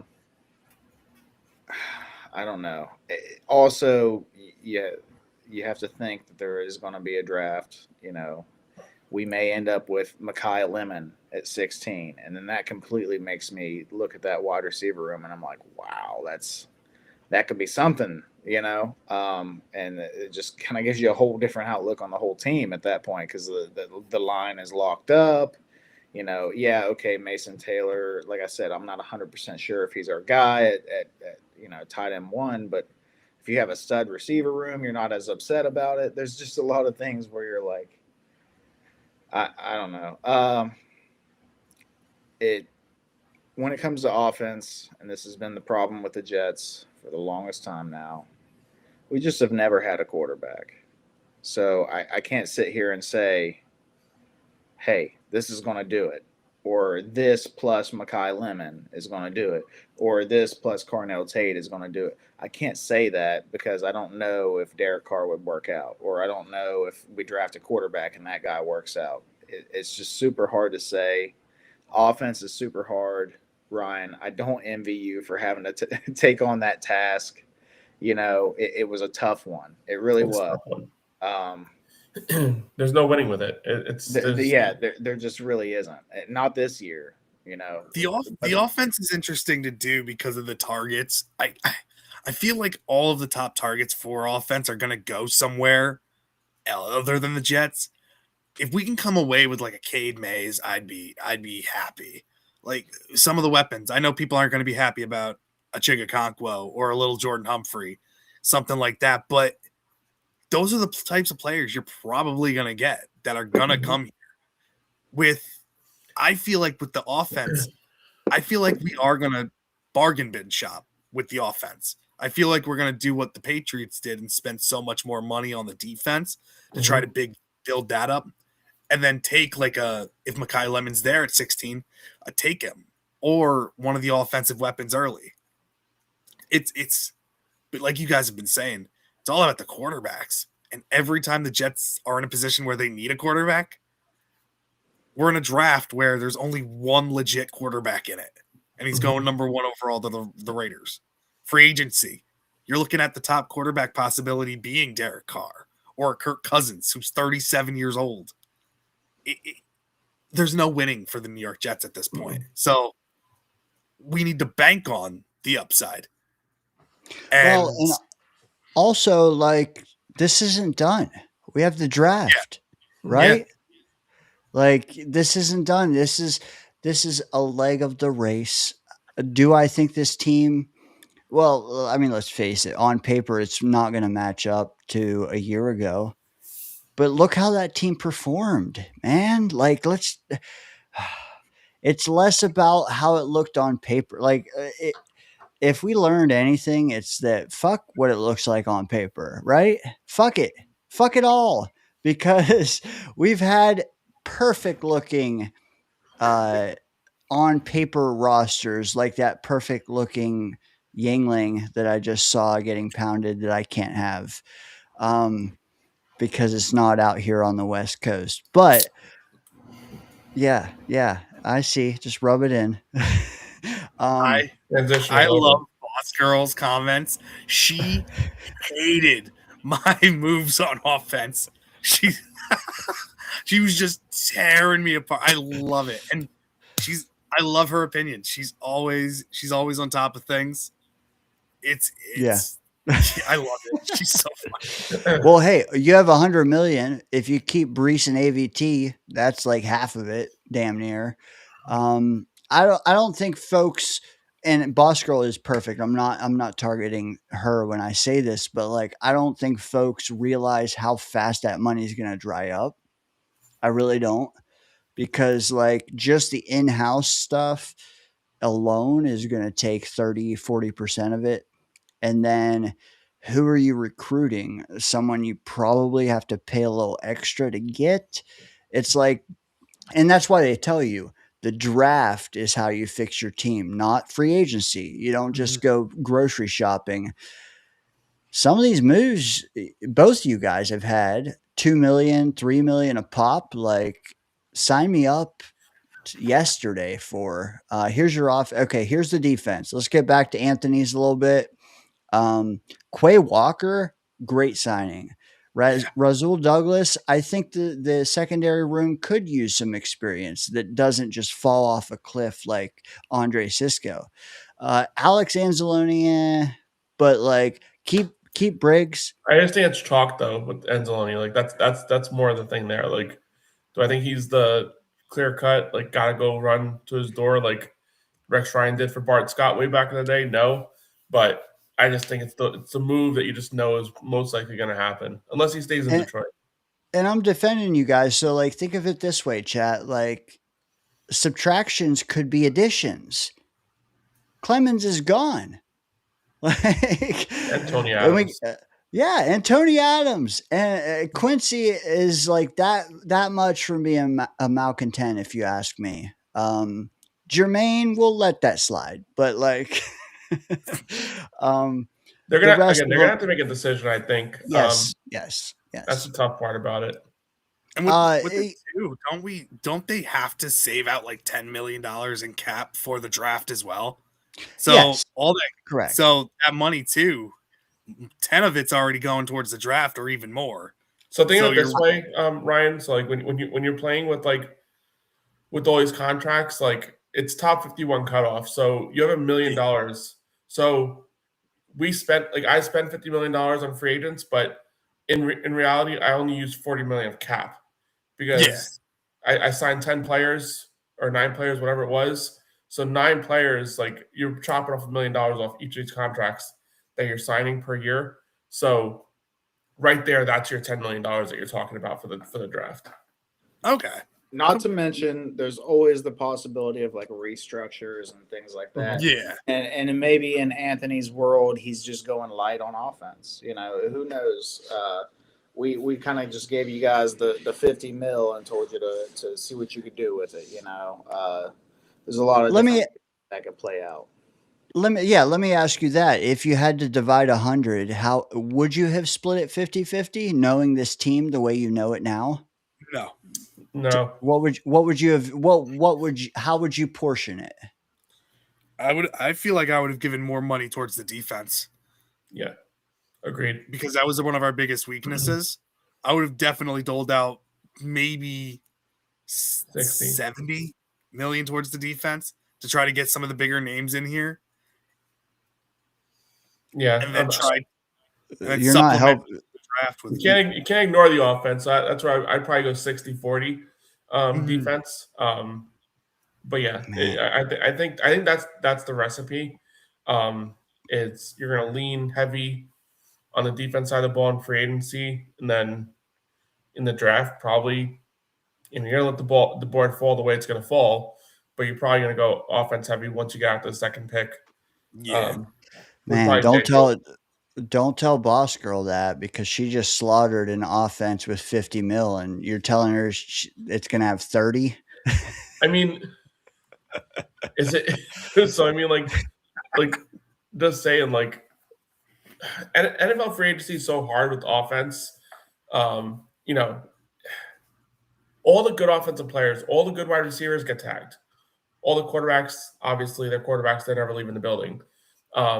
All that kind of works its way out of the building are running backs, even some offensive linemen, like the top 2 offensive linemen, they're not leaving the building either. You're really just left with scraps when you get to free agency on the offense side of the ball. Defense is usually like where you're more likely to let a guy go out, unless he's like an edge defender, like a pass rusher type of thing.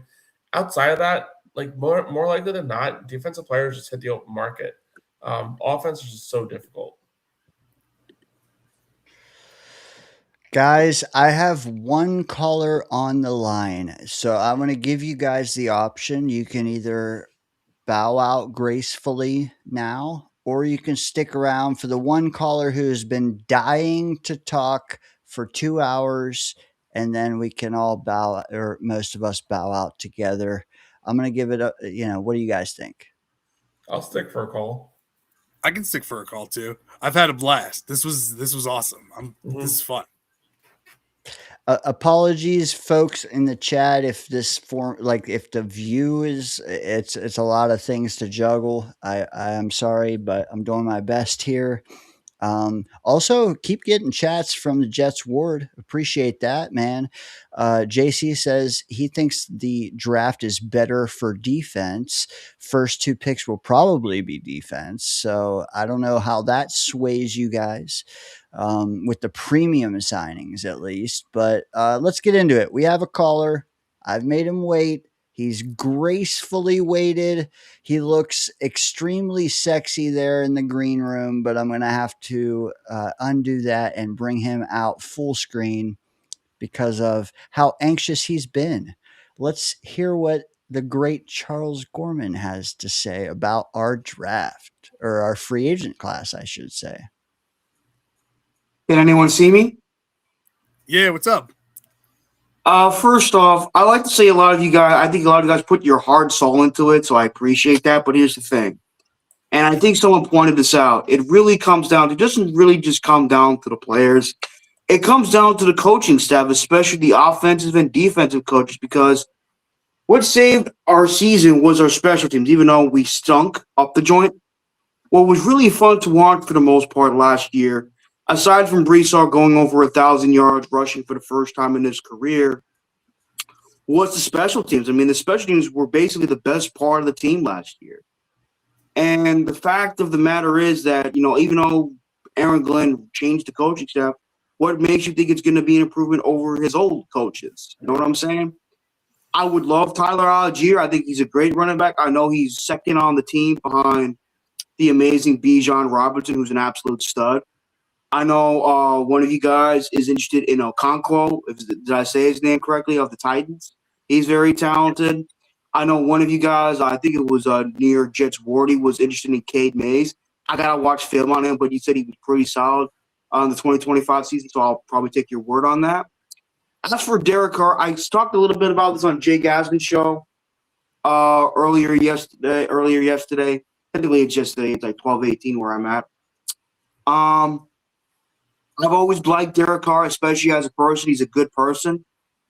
But obviously, he hasn't had a whole lot of success in terms of winning in the NFL. But that's not all on him. Obviously, the Raiders were to me, they're still not a very good organization as far as I'm concerned. The Saints, they didn't have a good team around him. They didn't have a good roster built around him. Plus, he was injured a lot as well. I wouldn't mind Derek Carr, but as I said, I would like Tyrod to be the starter. I wanted him to be the starter during the 2025 season, but the Jets had other plans with Justin Fields.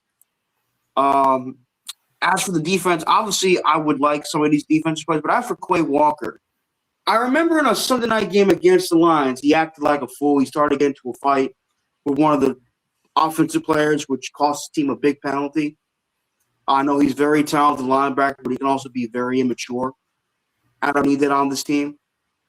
I would prefer Alex Anzalone. I know a lot of people aren't crazy about him because of his age, but the man can still play. The man can still play as far as I'm concerned.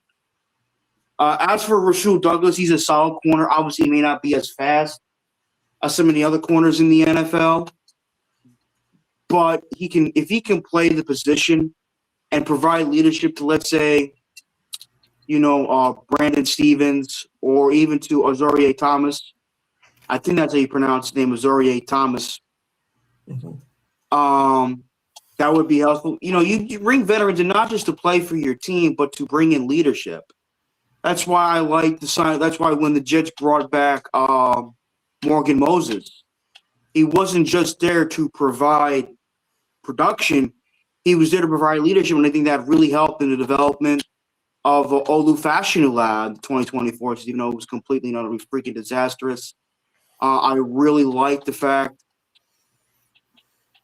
that that he provided some really good expertise for them. I think Olu really benefited from that.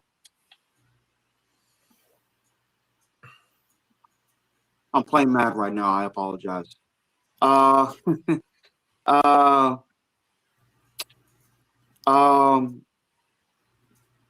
yes. But I wouldn't mind Rasul Douglas. I would definitely not mind him at all. I think he would be a good fit. I haven't heard that he was a cancerous individual, which is a plus. I haven't heard that he was like a toxic individual, which is always pleasant to hear. But obviously, we got some speedy wide receivers in the NFL, obviously, when we play against certain teams this upcoming season. I also would like Romeo Doubs. I think he's a solid receiver. I think he's a very solid receiver. Obviously, he needs to be he needs to stay healthy. That's all I really got to say about your free agent acquisitions. I think you guys put a lot of heart into it. And I said, but as for Brees Hall, I've always liked him. I'm glad that his third cousin, Roger Craig's in the Pro Football Hall of Fame. That to me is a huge plus. But also, I don't think he's going to stay.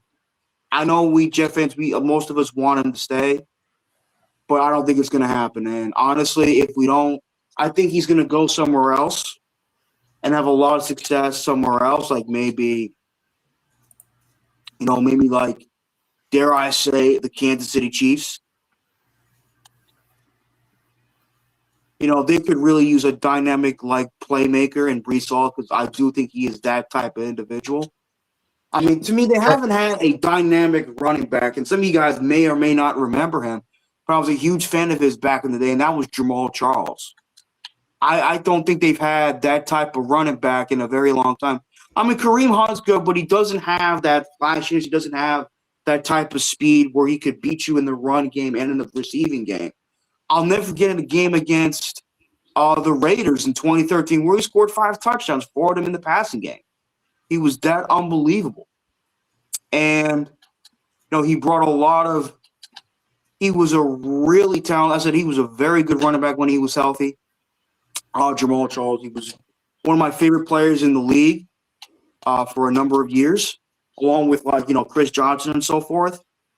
But honestly, I could definitely see him going to the Chiefs. Some people saying that he could go to the Broncos. I think didn't they sign J.K. Dobbins to a multi-year deal? No, he's going to be a free agent. Are you serious? Wow. He produces for one team, then he goes. Unfreaking believable. Poor J.K. Dobbins. I can also, I wouldn't mind the Jets try to sign J.K. Dobbins because he, too, is a very good running back when he's healthy, but that's the key word, when he is healthy. And Charles, I know you're preoccupied. You can't read the chat, but there's some questions I got a field for you, brother. Who's your team on Madden, and are you winning?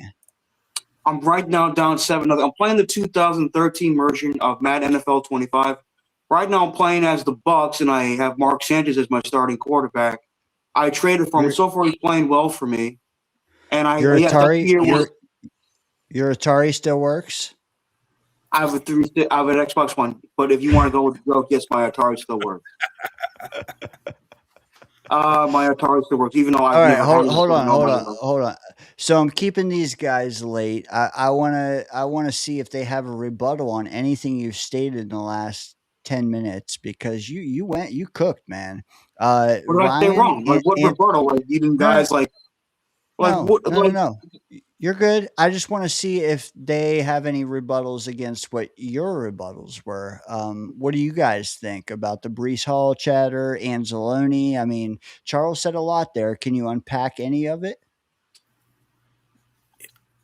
With Brees Hall, it's going to be tough to keep him here. I think the way you're going to have to is franchise tagging him. But the more that's coming out recently this week, too, is they're not likely to. So it's going to be hard with Brees Hall. Either he's going to be here on a multi-year deal or a franchise tag, or he's going to be a Chief. But I'm not trying to do like a rocker head thing. I'm just like, yeah, I'm nodding with you. I'm not doing like the rocker thing where I'm going. I want to let you know that, okay? I don't want people to think I'm being a whack job. Like, what the hell is this guy doing? Why the hell is he doing this for? Like, no, I'm just letting you guys know that I think it's going to be tough to keep Brees Hall. That's what I like to do. I think he's very talented. I think he has a special place in this league.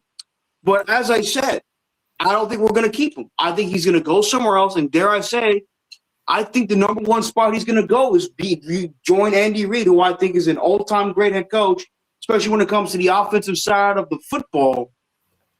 And he's going to utilize him the similar way he utilized Jamal Charles, especially in 2013. And as I said, and I remember the last time a Kansas City Chiefs running back that was like a monstrous touchdown machine, you guys may or may not remember his name, was Brees Hall.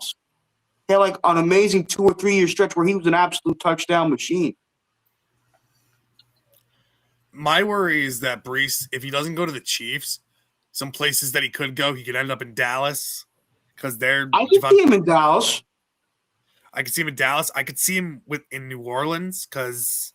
Well, they got Alvin Kamara. Is he gone after this year? No, but he's getting older, man. He's getting older. And Brees could come in there and be a great starting running back there for Tyler Shuck. Shuck, I'm not gonna lie, he looked good. And then think about this: you have Tyler Shuck as your quarterback, Brees Hall as your running back, Shuck Olave number 1, and then Makai Lemon. Last thing pronounced sounds like Shuck to me, but it's Shuck. Yeah, Tyler Shuck. And then think about them drafting Makai Lemon too in the first round. Oh my God.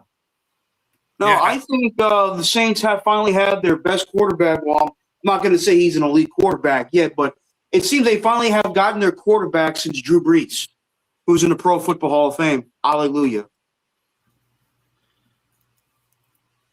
I agree with Hazel too. She's saying that Denver would love to have Brees. I don't know how I feel about RJ Harvey though, or is it RJ Harvey? Mm-hmm. RJ Harvey, wasn't he a rookie last year? Yeah. I don't think the Jets are going to trade for RJ Harvey. I think Denver's going to keep his ass because he's got some. That little bitch got speed too. Mm-hmm. He got I some think speed. Brees Hall is going to have 25 suitors. Probably. Yeah, because he's a talented player. He ran for over 1,000 yards for the first time in his career. Now, Javonte Williams, I think he signed a multi-year deal with the Cowboys. One of them, watch one of the suitors be New England. Oh, my. Yeah. Well, for who? Brees Hall. Because they can cut Ramondre Stevenson and save a ton of money. Travion Henderson? They have Travion Henderson. They didn't use him too much last year. They can cut Ramondre Stevenson, save a lot of money. Bring Brees in. I'm not going to lie. I think Stevenson's a decent, solid back.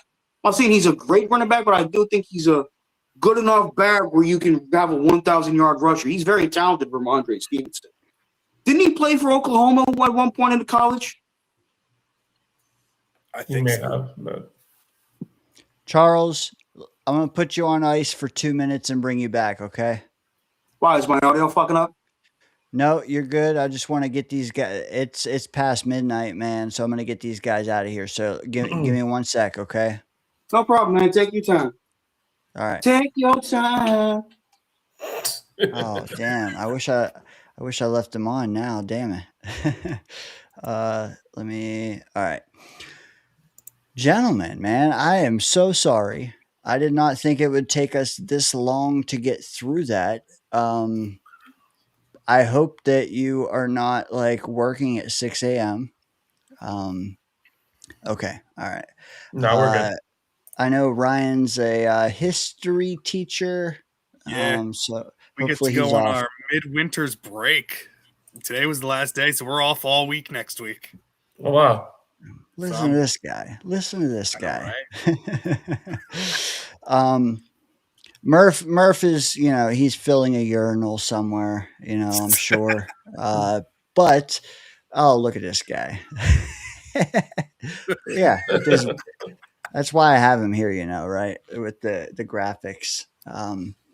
Murph, what can you say to these gentlemen? I mean, we can look at their depth charts again as the offseason progresses, but is there anything you want to add before we have them plug and head on out?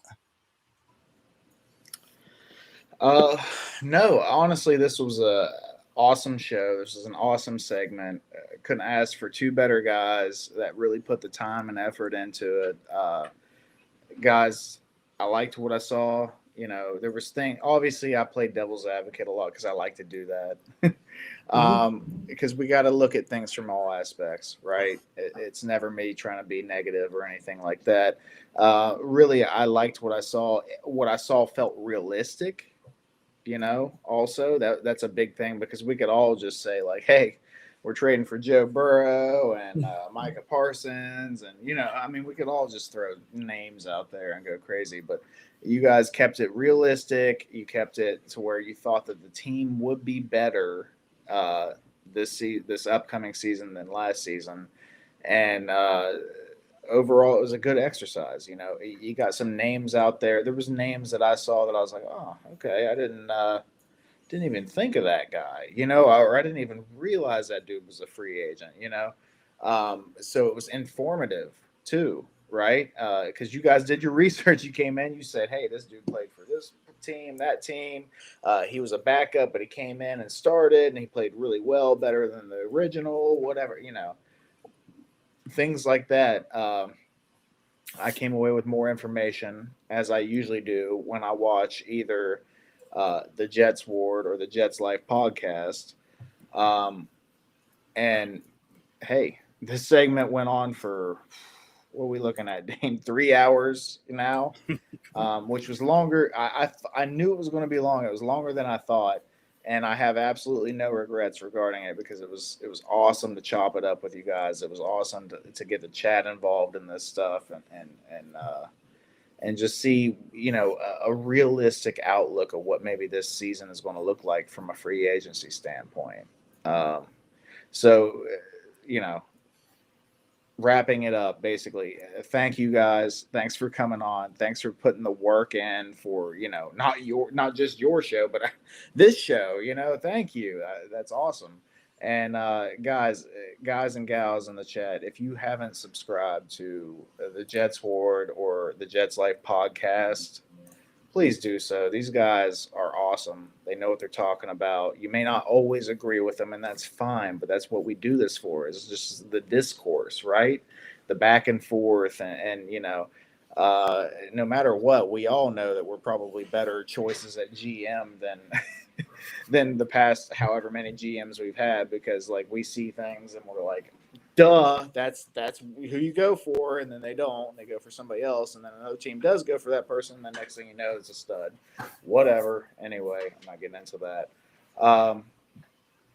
But yeah, anyway, thank you guys for coming on. It was awesome. Excellent show.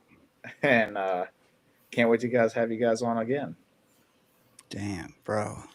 The co-host of the year is back on, baby. I could not say that any better myself, man.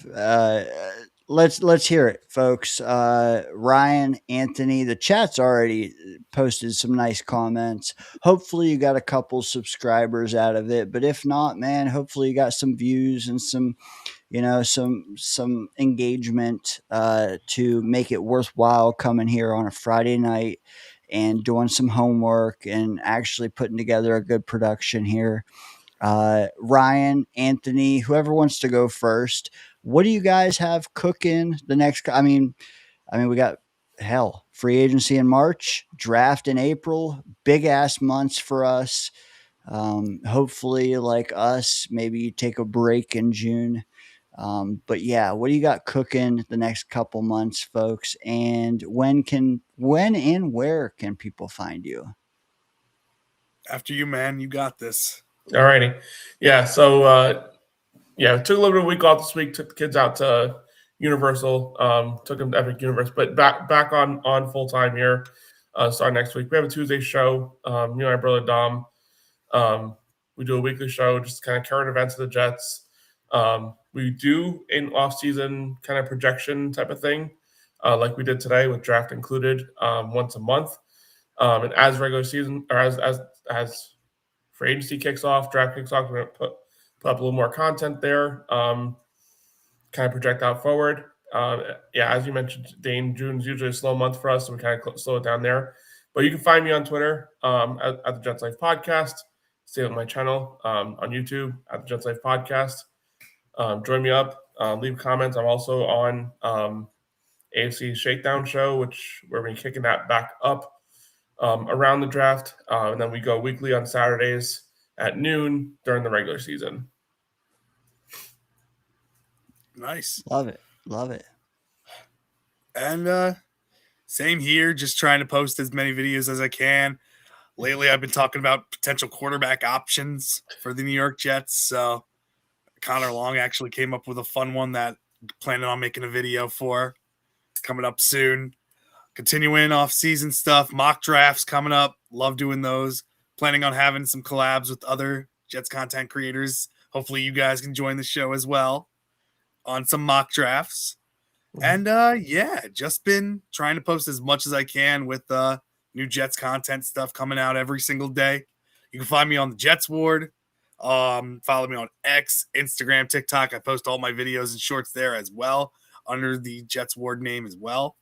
Appreciate all you guys. Thank you so much for having us on again. This was great. So much fun. Blast. Make sure you guys still hit that like button when you come in here. Subscribe to the channel as well. These guys do awesome work too. Great stuff as always. I love it, guys. I also love chopping it up with you too. For real. Murph, I know does as well. The conversation just flows easily. Thanks for joining us tonight, man. Sorry again about the late night. Have a good weekend without football, which fucking sucks. But hey, learn basket weaving, I guess, right? Thank you so All much right. for having us again. Good night, Yeah, guys. appreciate having you guys on. Good night. Peace.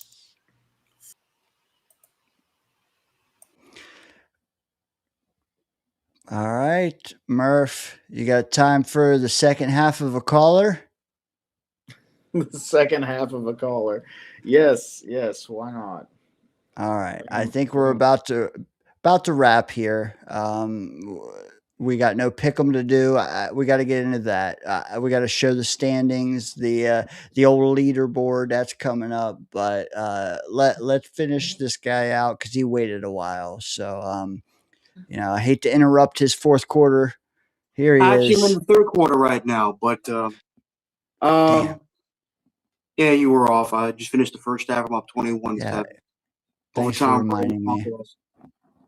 Damn it. Anyways, I mean, I think those two gentlemen did a fine job with what they're trying to prove the Jets. But as I said, it's going to really come down to the offensive and defensive coaches, not just the players. I think it's going to mostly come down to how well these coaches establish themselves. Like, can they prove themselves that they belong in the NFL as a coaching staff? Like, this is it for Aaron Glenn because, last year I understand that was a rough year for him. Obviously, not many coaches that ended up having successful careers don't do well their first year. But, of course, a lot of people, including Jay Gassman, have really doubted Aaron Glenn. Like, he was really bad his first year, really bad. Like, pretty much he was at times – he felt that this guy was not only incompetent but clueless on what the hell was going on. So can he redeem himself this upcoming season? That's going to be the key.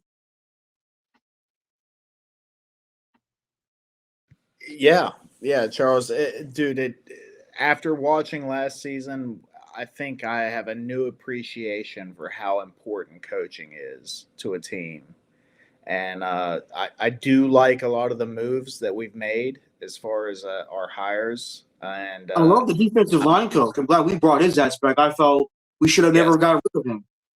Carl Urban. Is it Carl Urban or is it Carl? Not Carl Urban. I'm thinking of the actor. Carl, what's his name? Dunbar, thank you. He was great. He was huge for Muhammad Wilkerson's development. He was huge behind Sheldon Richardson's development. We had a good defensive line under him. Yes, and he did well with the Steelers for years, And he started. I think he started off with Minnesota. Did a lot with Kevin Williams, the great Jared Allen, and them boys. Mm-hmm. He's a great defensive line coach. He really is. He's one of my favorite coaches in the NFL. Has been for years. I liked him. I liked, what's his name? Kevin Green. May his soul rest in peace, the Hall of Famer. He was a great linebacker coach. I like one other assistant coach. Other than the great Mike Westhoff, what fan does not like Mike Westhoff? The guy was one of the GOATs. Assistant coaches of all time. Bill Callahan. Did I say his name correctly? Bill Callahan. He was friggin' awesome. Someone says Jake Gassman loves Aaron Glenn. I don't know if he was being serious or sarcastic, but hopefully for your sake, you're being sarcastic. I know he liked him as a player, that I understand, but, right now as a coach, he's getting a lot of flack from a lot of Jet fans, and deservedly so, because what he did in 2025 season was pretty damn bad. And I'm not the type of guy that, I was the type of guy that I will confess I wanted John Harbaugh, but at least he's in New York. So,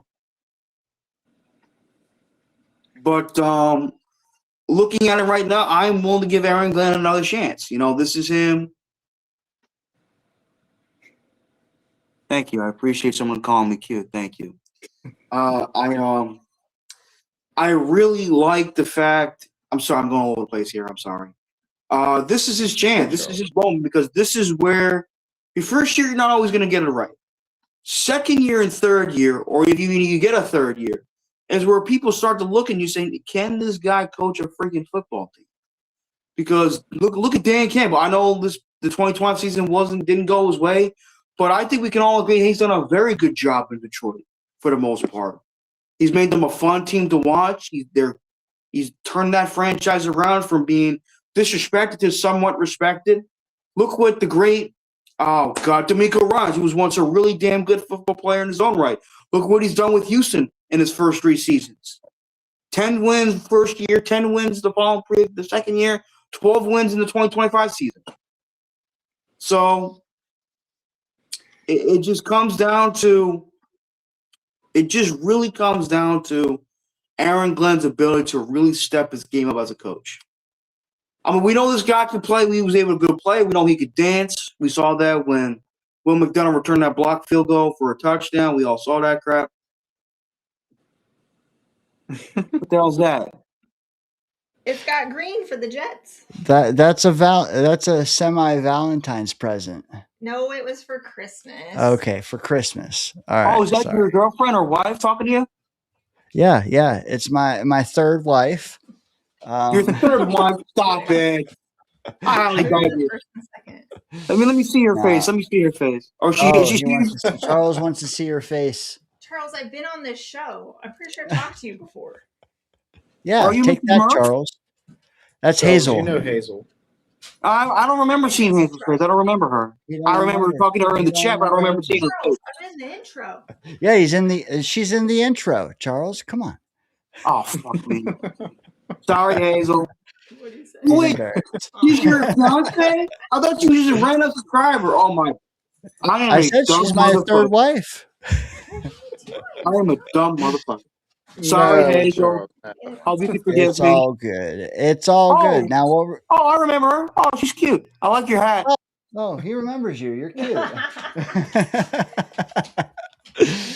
Charles, you're the best. Thank you, man. When's the wedding? Fucking crash it, Owen Wilson style. Who's your? You know what? I also would like to clap for you for your battle against Gary this week. Oh, that was unexpected, but Gary, he brought it on himself. I tried my best. Sorry if I got a little emotional. That started my life, but I appreciated your willingness to back your position fully, because maybe a year or two ago, maybe you wouldn't do that. I don't care if you're right or wrong, but the fact that you said what you said with your chest was admirable. Thank you. I appreciate it. Oh, that's that. I want to say that I've never said I was. I mean, I know I'm grown. That guy's a tool. I know I'm grown, and all people say I'm not a real man yet. I never said I was a real man. You're a real man. Child in my life. I consider myself at this point a man child. I'm not proud of it, but I'm not afraid to admit that. But I do try my best to grow up as a man, as a person, as an individual. My parents would not tolerate me if I didn't choose to grow up. But what I will say is this: I appreciate guys who are willing to defend me. I know Black Gypsy defended me today on the Jay Gasman show. I know Big Fella supports me, even though I know Nick Shine cares about me. I know a lot of you guys do. I appreciate that. That dog is so cute. I wish I could take him from you. But yeah, if only I could work my way into your top 3 friends list. Like, what the hell, Charles? Jeez. Well, I've known him for a while, man. I've known him. I mean, my friend, the reason why, okay, for you guys wondering why Colin is high on my list, I've known him since college, and we have a lot of common when it comes to a lot of interest, and, you know, I look at him like a brother. I look at Nick Sean like a brother figure, too. That's why I say he was 1B. Because I know he's been somewhat of a father figure, but I've always felt he was more of a brother than a father figure. But, you know, Colin and I, we have a lot of common. I mean, if there's one thing I will say this, he loves his Godzilla, man. He loves his Godzilla. I'm a Godzilla fan myself, but he's probably a much bigger Godzilla fan than me. And I know if you would have asked him what's his favorite video game of all time, I think he told me countless times that he loves Skyrim. Charles, let me just say this, like, I could be 69th on your friend list. It doesn't matter, man. I'm still going to back you when you speak facts. And I just wanted to give you props for, again, defending your stances with vigor, because I think you've evolved in the last year or two, and you've grown into speaking your mind, and I appreciate that. So I don't want to deviate too far. But will you read aloud Johnny's comment here on screen, Charles? You are a grown man with a big penis. Come on, Johnny. The women are here. The women are here, dude. Come on, man. I mean, I appreciate you calling me grown man, but you don't have to saying I have a big penis. I mean, I don't think you've seen it, Johnny. If you have, something's wrong with you. Charles will what we're not trying to say is deny that, or but I appreciate the thought, Johnny. But thank you. But with that being said, let's hope the 2026 is nowhere near or worse than the 2025 season. Hopefully, we get some decent, some respectable free agent signings. If there's one free agent signing I would love, and I'm glad Bosco brought this up, is Tyler Algier. I think he's a great running back, a fantastic running I back. agree. Even though he's number 2 behind the amazing Bijan Robinson. Thank you. I appreciate that. Charles B. Thank you. Just want to make sure who it was because I know there's more than one Charles here. I want to make sure. Yeah. I just wanted to. I'm sorry. Tyler Algier, I've always liked. I think his entire career so far has been with the Atlanta Falcons. But I know he's number 2 behind Bijan Robinson, who I said is amazing. But he's still a great player. The reason why I think I think it's pretty apparent. The reason why Tyler Algier and Bijan Robinson don't get the recognition they deserve is not because they're bad players. It's because the team has not been coached to its potential. And that's the damn problem. Like, the last time the Falcons were a good team, I know they made the playoffs the following year, but if you go back to their 2016 season when Matt Ryan won the MVP, that's the last time they were a really damn solid team. I know they had some good years with Mike Smith, but when Darren Quinn took over and then just in that 2016 season, I now know they probably still recovering from blowing that 28-3 lead to the Patriots. But man, Falcons in 2016, they were a fun team to watch, especially in the offensive side of the football. And I definitely do think that what's his name? Who's the young quarterback from Washington? Not Redskins, but from the University of Washington. Oh, Penix. Michael Penix, yes, the left-handed quarterback. I think he has a bright future in this league. He just needs to stay healthy. He needs to be more consistent. I think he needs to be coached up to his potential. I think he needs to have I know Kevin Stefanski didn't have a great tenure with Cleveland. Again, I think the Cleveland Browns are a shit show of an organization. But I think he will do his best to turn around Michael Penix's career. I think he's a good offensive line. I like that pairing a lot. I think Stefanski knows what he's doing, at least on the offensive side of the ball, if nothing else. And I like the idea of pairing him and potentially, I don't know if you want to say that, Penix was busting necessarily, but he had his moments, but he wasn't consistent. If there's a guy that can set him on the right track, I think that Stefanski is one of those guys. So I totally agree with you there, Charles. Also, Raheem Morris was a terrible hire. He sucked in Tampa Bay. I don't know why they did the same shit the Raiders did with Josh McDaniels, who sucked in Denver. Oh, he didn't have the quarterback. It doesn't fucking matter. He sucked. I remember 2009, they went 6-0, and they shit the bed down the stretch.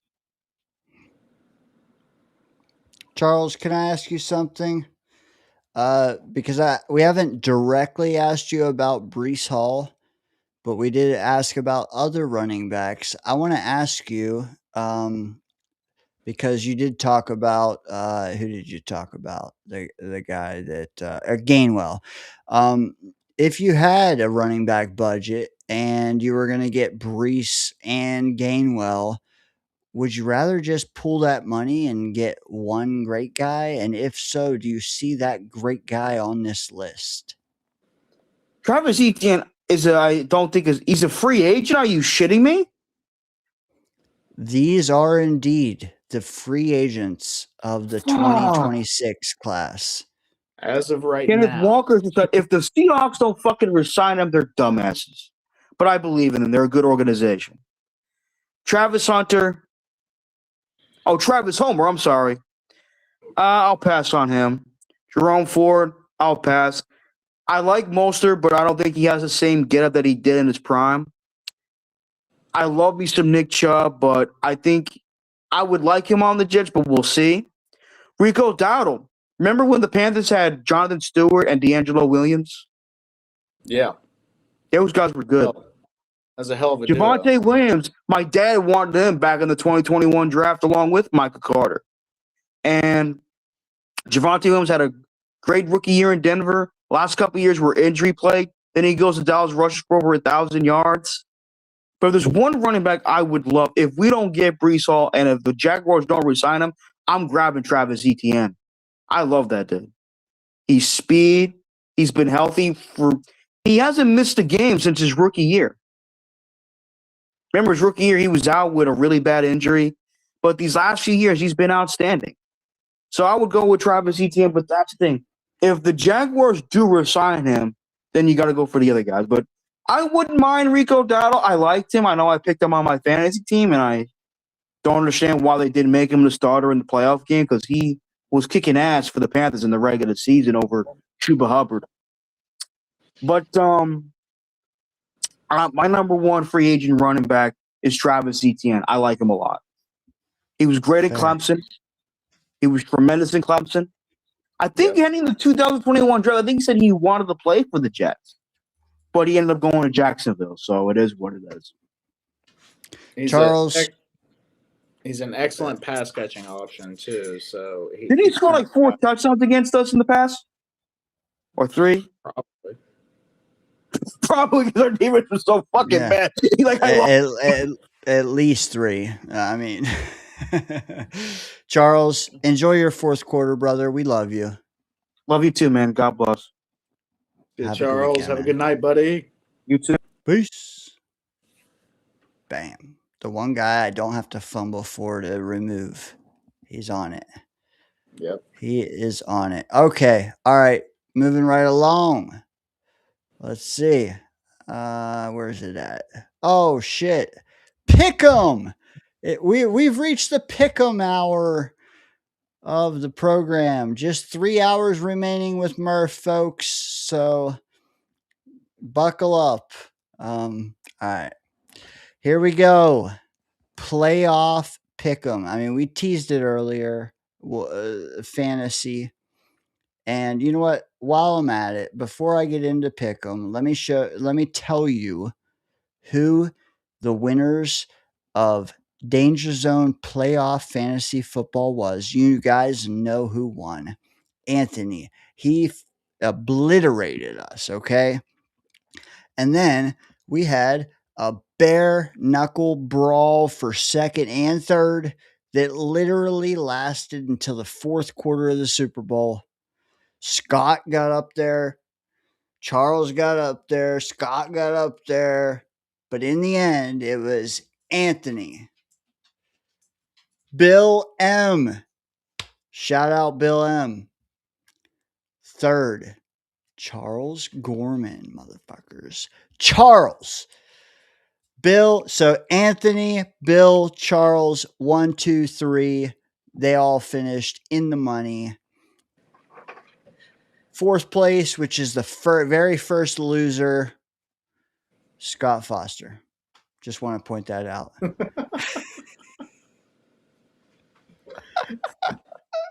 Hey, I just want to point out that you were giving the WVU boys shit about being, the last 2 spots, and I'm pretty sure somebody else was the second to last spot. I was on here. Hold on, let me look real close. You were hanging on. The Dangleberry was hanging on by a thread. We have 3 people at the bottom of the list, and they are. Whoa, 2 people. Whoa. Number 9, Murph.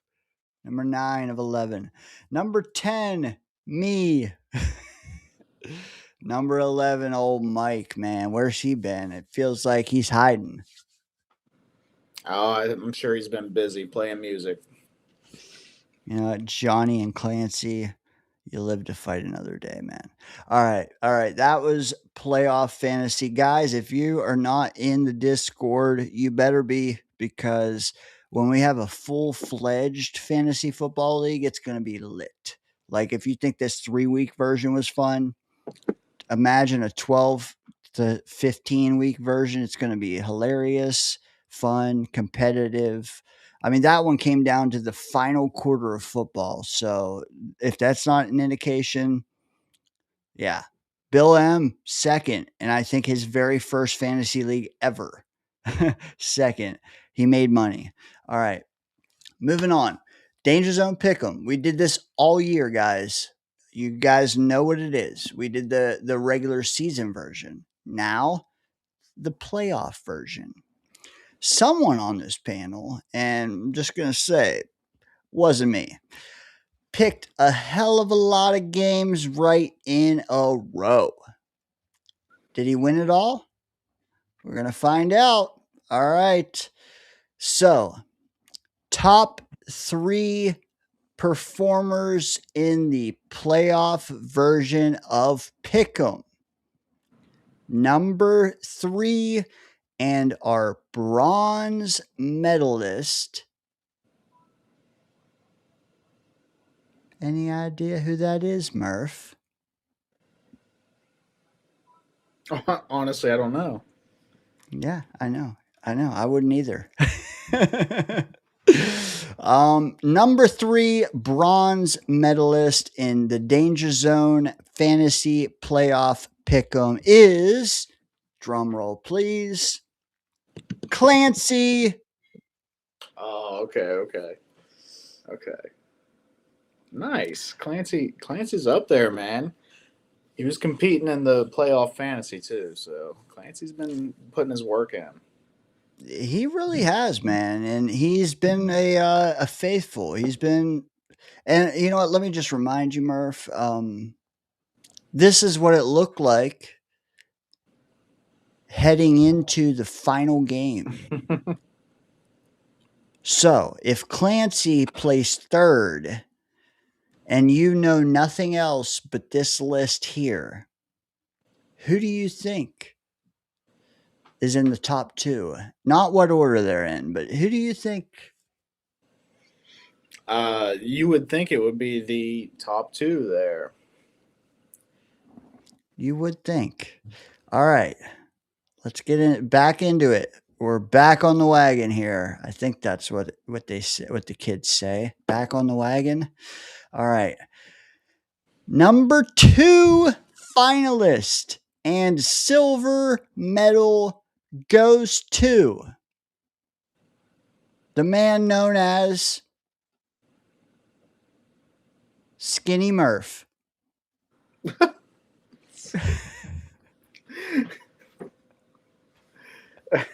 Pre-winter Murph, bulk Murph. Yes. All right. Yeah. I was hoping I knew come the last week of this, I knew something would happen and I would lose that top spot, even though I held on to it the whole time. You did indeed, sir. I can't even knock it. Sorry, I'm just bringing up 4, 5, and 6. Let me just point this out, guys. I picked. Well, how many games was there? There was 12. I don't know. I'm thinking 4, 3, 2, 1. Right. So 4, 10. 3, 2, 1. 10 out of 10 games, I picked 9 games right. And Correct. I came in second. Due to a tiebreaker. A tiebreaker, let's not get into that, because tiebreaker, someone was very good at tiebreakers in your household there, but all right. And drum roll please, the winner of Danger Zone Playoff Pick'em 2025 is Havmo, Iowa Jets. Let's go. Has he been in the chat? I haven't seen him. Maybe. You know what? Yeah. We can have Mo Iowa Jets. Can we just make them not Brees?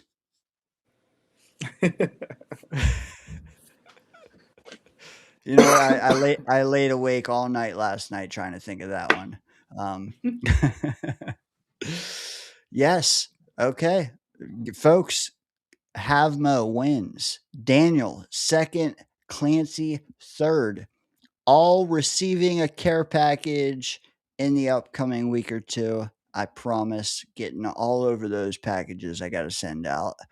But before I finish this off, I got to announce who was the rest of the top 5. What do you think of that, Murph? Should I do that? Have at it. Oh, don't say it like that because now I got to find it. All right, here we go. All Quite right. deserving, the top 5. Number 4 missed it by that much. I'll give you a hint. An international viewer, Murph. Thoughts on who that is? I think this fella just sent you a jersey not that long ago from the great country of Australia. You are correct. Jesus Jerry places 4th. Bill M has it. Bill M, congrats too. Again on the fantasy football silver medalist. You and Murph are silver brothers forever now. That's right. Me and Bill M. Let's go. Rounding out the top 5 of playoff pick'em, a rookie, mind you, a female, mind you, the one, the only, Mrs. Murphy. No, oh, it won't turn. My cords, I couldn't turn it. The cords wouldn't work. Hey, she wasn't. She was stiff arming the hell out of that anyway. So I know. Nope, she's like mine, where it's like she shows up when she says she shows up. All right, and you know what? I would be remiss if I didn't mention the guy who just missed the top 5. Murph, any idea who just missed the top 5? I think it was a guy that blew us out of the water all season. No? Oh, yes. But maybe a guy that missed fantasy by that much too. Yeah. He's just coming up short in the playoff.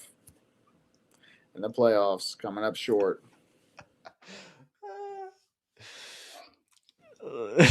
Oh, Scott said he wants a howl out of Mrs. Murph for placing 5th. Can I get a howl? No. Too nervous to do it. That's okay. Scott, man, you honestly, jokes aside, man, you swung for the fences. You were trying to get on this list here. Came up slightly short, and that put you at 6. But if you got it, man, you would have been probably on a pedestal there over Clancy, as you can see by the graphic above me. So yeah, that you play to win, just like me, just like Murph. You play to win. Honestly, Murph, you got 9 out of 10. And you were ahead of old Iowa, but then he missed, or then you missed one, he missed one. I don't know. You were both 9 out of 10. And it came down to a tiebreaker that was the total points scored in the Super Bowl. The total points scored were 42. The closest people to guessing that right, 42. Number 1, Mrs. Murph, 43. 1 off. Then Iowa and Johnny Boy, 44. They were 2 off. Murph, you were 5 off, placing you 4th best guesser on total points. You were 4th best guesser, made 9 out of 10. Havmo still said, hey, that's not good enough. So congratulations to Iowa Jets. Murph, any thoughts on if you just considered Mrs. Murph's total points, you'd be sitting here as a gold medalist? Yes, I should have, and she'll tell me this probably a lot. I should have listened to her, huh? I should have listened to Mrs. Murphy.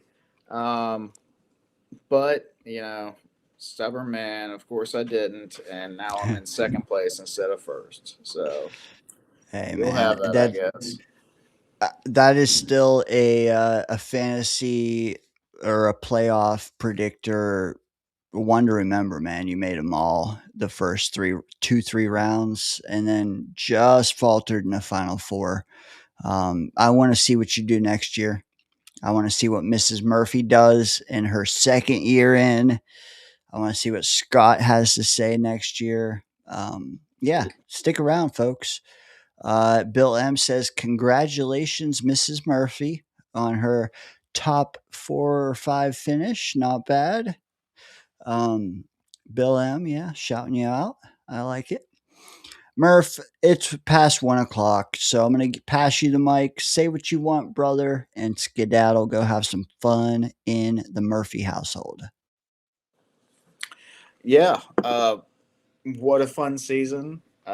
We introduced the Pick'ems thing, a few games into the season or so this year, and it took off. People seemed to like it. I enjoyed it. I had a lot of fun, and then we proceeded to do the playoffs. We kind of did a point scale type thing. I suggested that, and it kind of bit me in the butt in a way. Well, actually, the tiebreaker. I suggested the tiebreaker as well, and that bit me in the butt. So that's fine. Still, second place is still something to hang my hat on. It was a good time, The Super Bowl, I don't know if it was necessarily entertaining. It's always entertaining to watch the Patriots lose, to me. So that was nice. And, for those out there that wanted to see Sammy Boy have some success, well, he did it. Super Bowl champion, Sam Darnold, just not with the Jets, unfortunately. Scott, I appreciate that. I appreciate that you went for you swung for the fences. You might have been on that top 3 if you hadn't done that. I'm not sure of the exact points there, but either way, it was good. Scott, you got the regular season. Havmo got the postseason, and I can't wait to do it again next year. But we got so much other stuff to do over the off season. There's gonna be a lot of content. Catch us on Friday nights in the Danger Zone. Facts. Love you, brother. Honestly, we did 4 hours, and I think it was one of the better 4-hour stints we've done because our guys brought it, man. And I think it was great discourse, great chatting. Still 22 in here, man. Animals. Hey, man, stay warm. Enjoy Valentine's Day, man, because it's now that for you. And we'll see you on the flip side. Yep. Have a good night, everybody. See you next week in the Danger Zone. Peace. Bam. Oh no, you can see my giant zit now. All right, let's see. Oh, giant chat is better than giant. Do you know what? Giant chat beats giant zit all day. So let me just hide it now. Hey man, thanks for chilling with us. And ladies, appreciate you. We still have 22 here. And actually 16 are on the Danger Zone. 6 are over on the Jets Ward still watching. Appreciate you guys. If you get a chance, come on over to @DaingerZone. Subscribe and join our chat, man. We would love to have you. But also like R16, go over to the Jets Ward. Check him out because we're never streaming at the same time. And also, he is big college. I'm big pro. So you subscribe to both of us, you're not going to get too much crossover until you see us both here. So do that. But again, thank you guys for a fantastic season. I think when this season started, I mean, this channel was like still pretty small. this season. It's grown a lot. It's even grown more after we started tanking. We oddly enough, maybe it'll keep growing through the draft. I don't know, but we're gonna keep going through the draft, and then we might take a month off or so. So stick around, subscribe, and we'll just take it day by day because it seems like this team, man, there's news every single day, every day. We got more stuff to get into Murph about. I mean, I had topics for this week that I just shelved because we were going to do this free agency episode, and we did. And we'll go from there, man, because we'll circle back to some of the topics I shelved, and we'll double back to, these depth charts we got now. I mean, like, what do we feel about this? And what do we feel about the offensive one that I no longer have queued up? How will this compare to Muji's free agent classes? We're going to have to find out. Jermaine being traded, maybe? I mean, damn. A lot of stuff to chop up. And we got stuff for next week now. But, we couldn't do it all without you guys engaging. I mean, we could, but it'd be kind of boring if we did. And you guys keep it anything but boring. I actually look forward to it starting like Thursday into Friday. I'm like really chomping at the bit to enjoy it, to get in here and chop it up with you guys. We got new people in Discord as of today. I think 2 people rolled in. We had like 15 new memberships go out today. So you might see even more people slide into Discord. Keep coming, man, because we chop it up round the clock. And then Friday, I mean, it's like a dress rehearsal for Friday, right? We get in there, we talk about the news as it happens. And then Friday, we can really collect our thoughts and give measured takes. So if you're not in there, and you are a member, you should have gotten an email today. If you just become a member tonight, well, you might have to click my channel and go to membership posts and find that one I put out like 12 hours ago. And then it will direct you to where to go. So check that out. Check out Me and Chaos this Sunday. We're back. We took the Super Bowl off the week before. My internet took a week off. If you know, you know. So this Sunday should be a banger. It's going to be like 3 weeks without Me and Chaos, where we're finally, the stars are aligning. We're going to have a decent outing here in 2 days. So check us out. Probably chop up what Murph and I did not, and go from there. And then next Friday, we're back on it. We got Jake Asman on deck coming up. DKB coming up, all kind of things. So stick around, join a membership if you feel like it, join the Discord if you feel like it, spike the like button if you feel like it.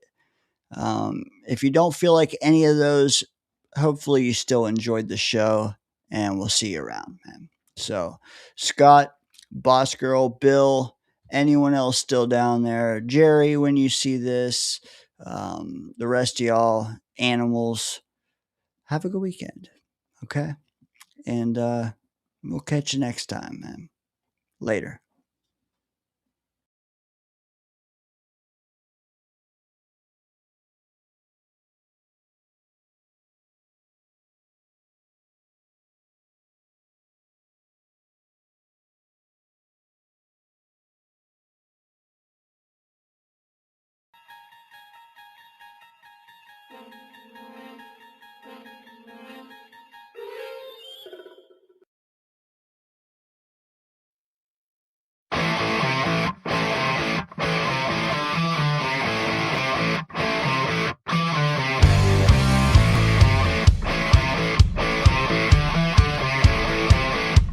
I love the show. I love you guys. Fucking, let's go Jets. JTS. Jets.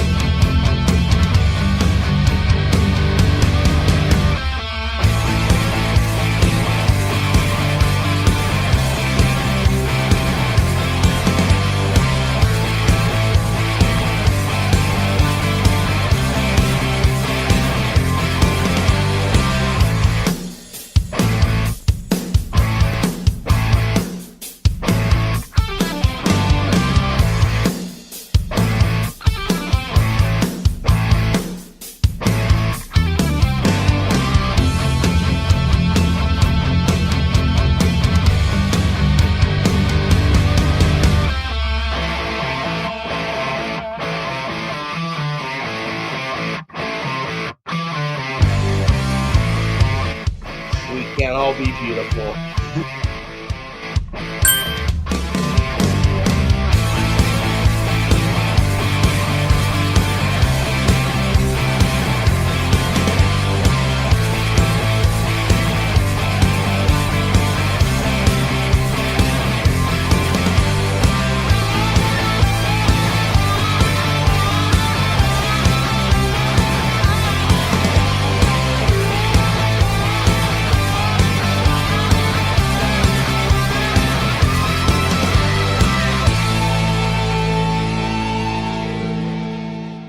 Put your seatbelts on and get ready for the ride. You're in the danger zone. Holy mackerel.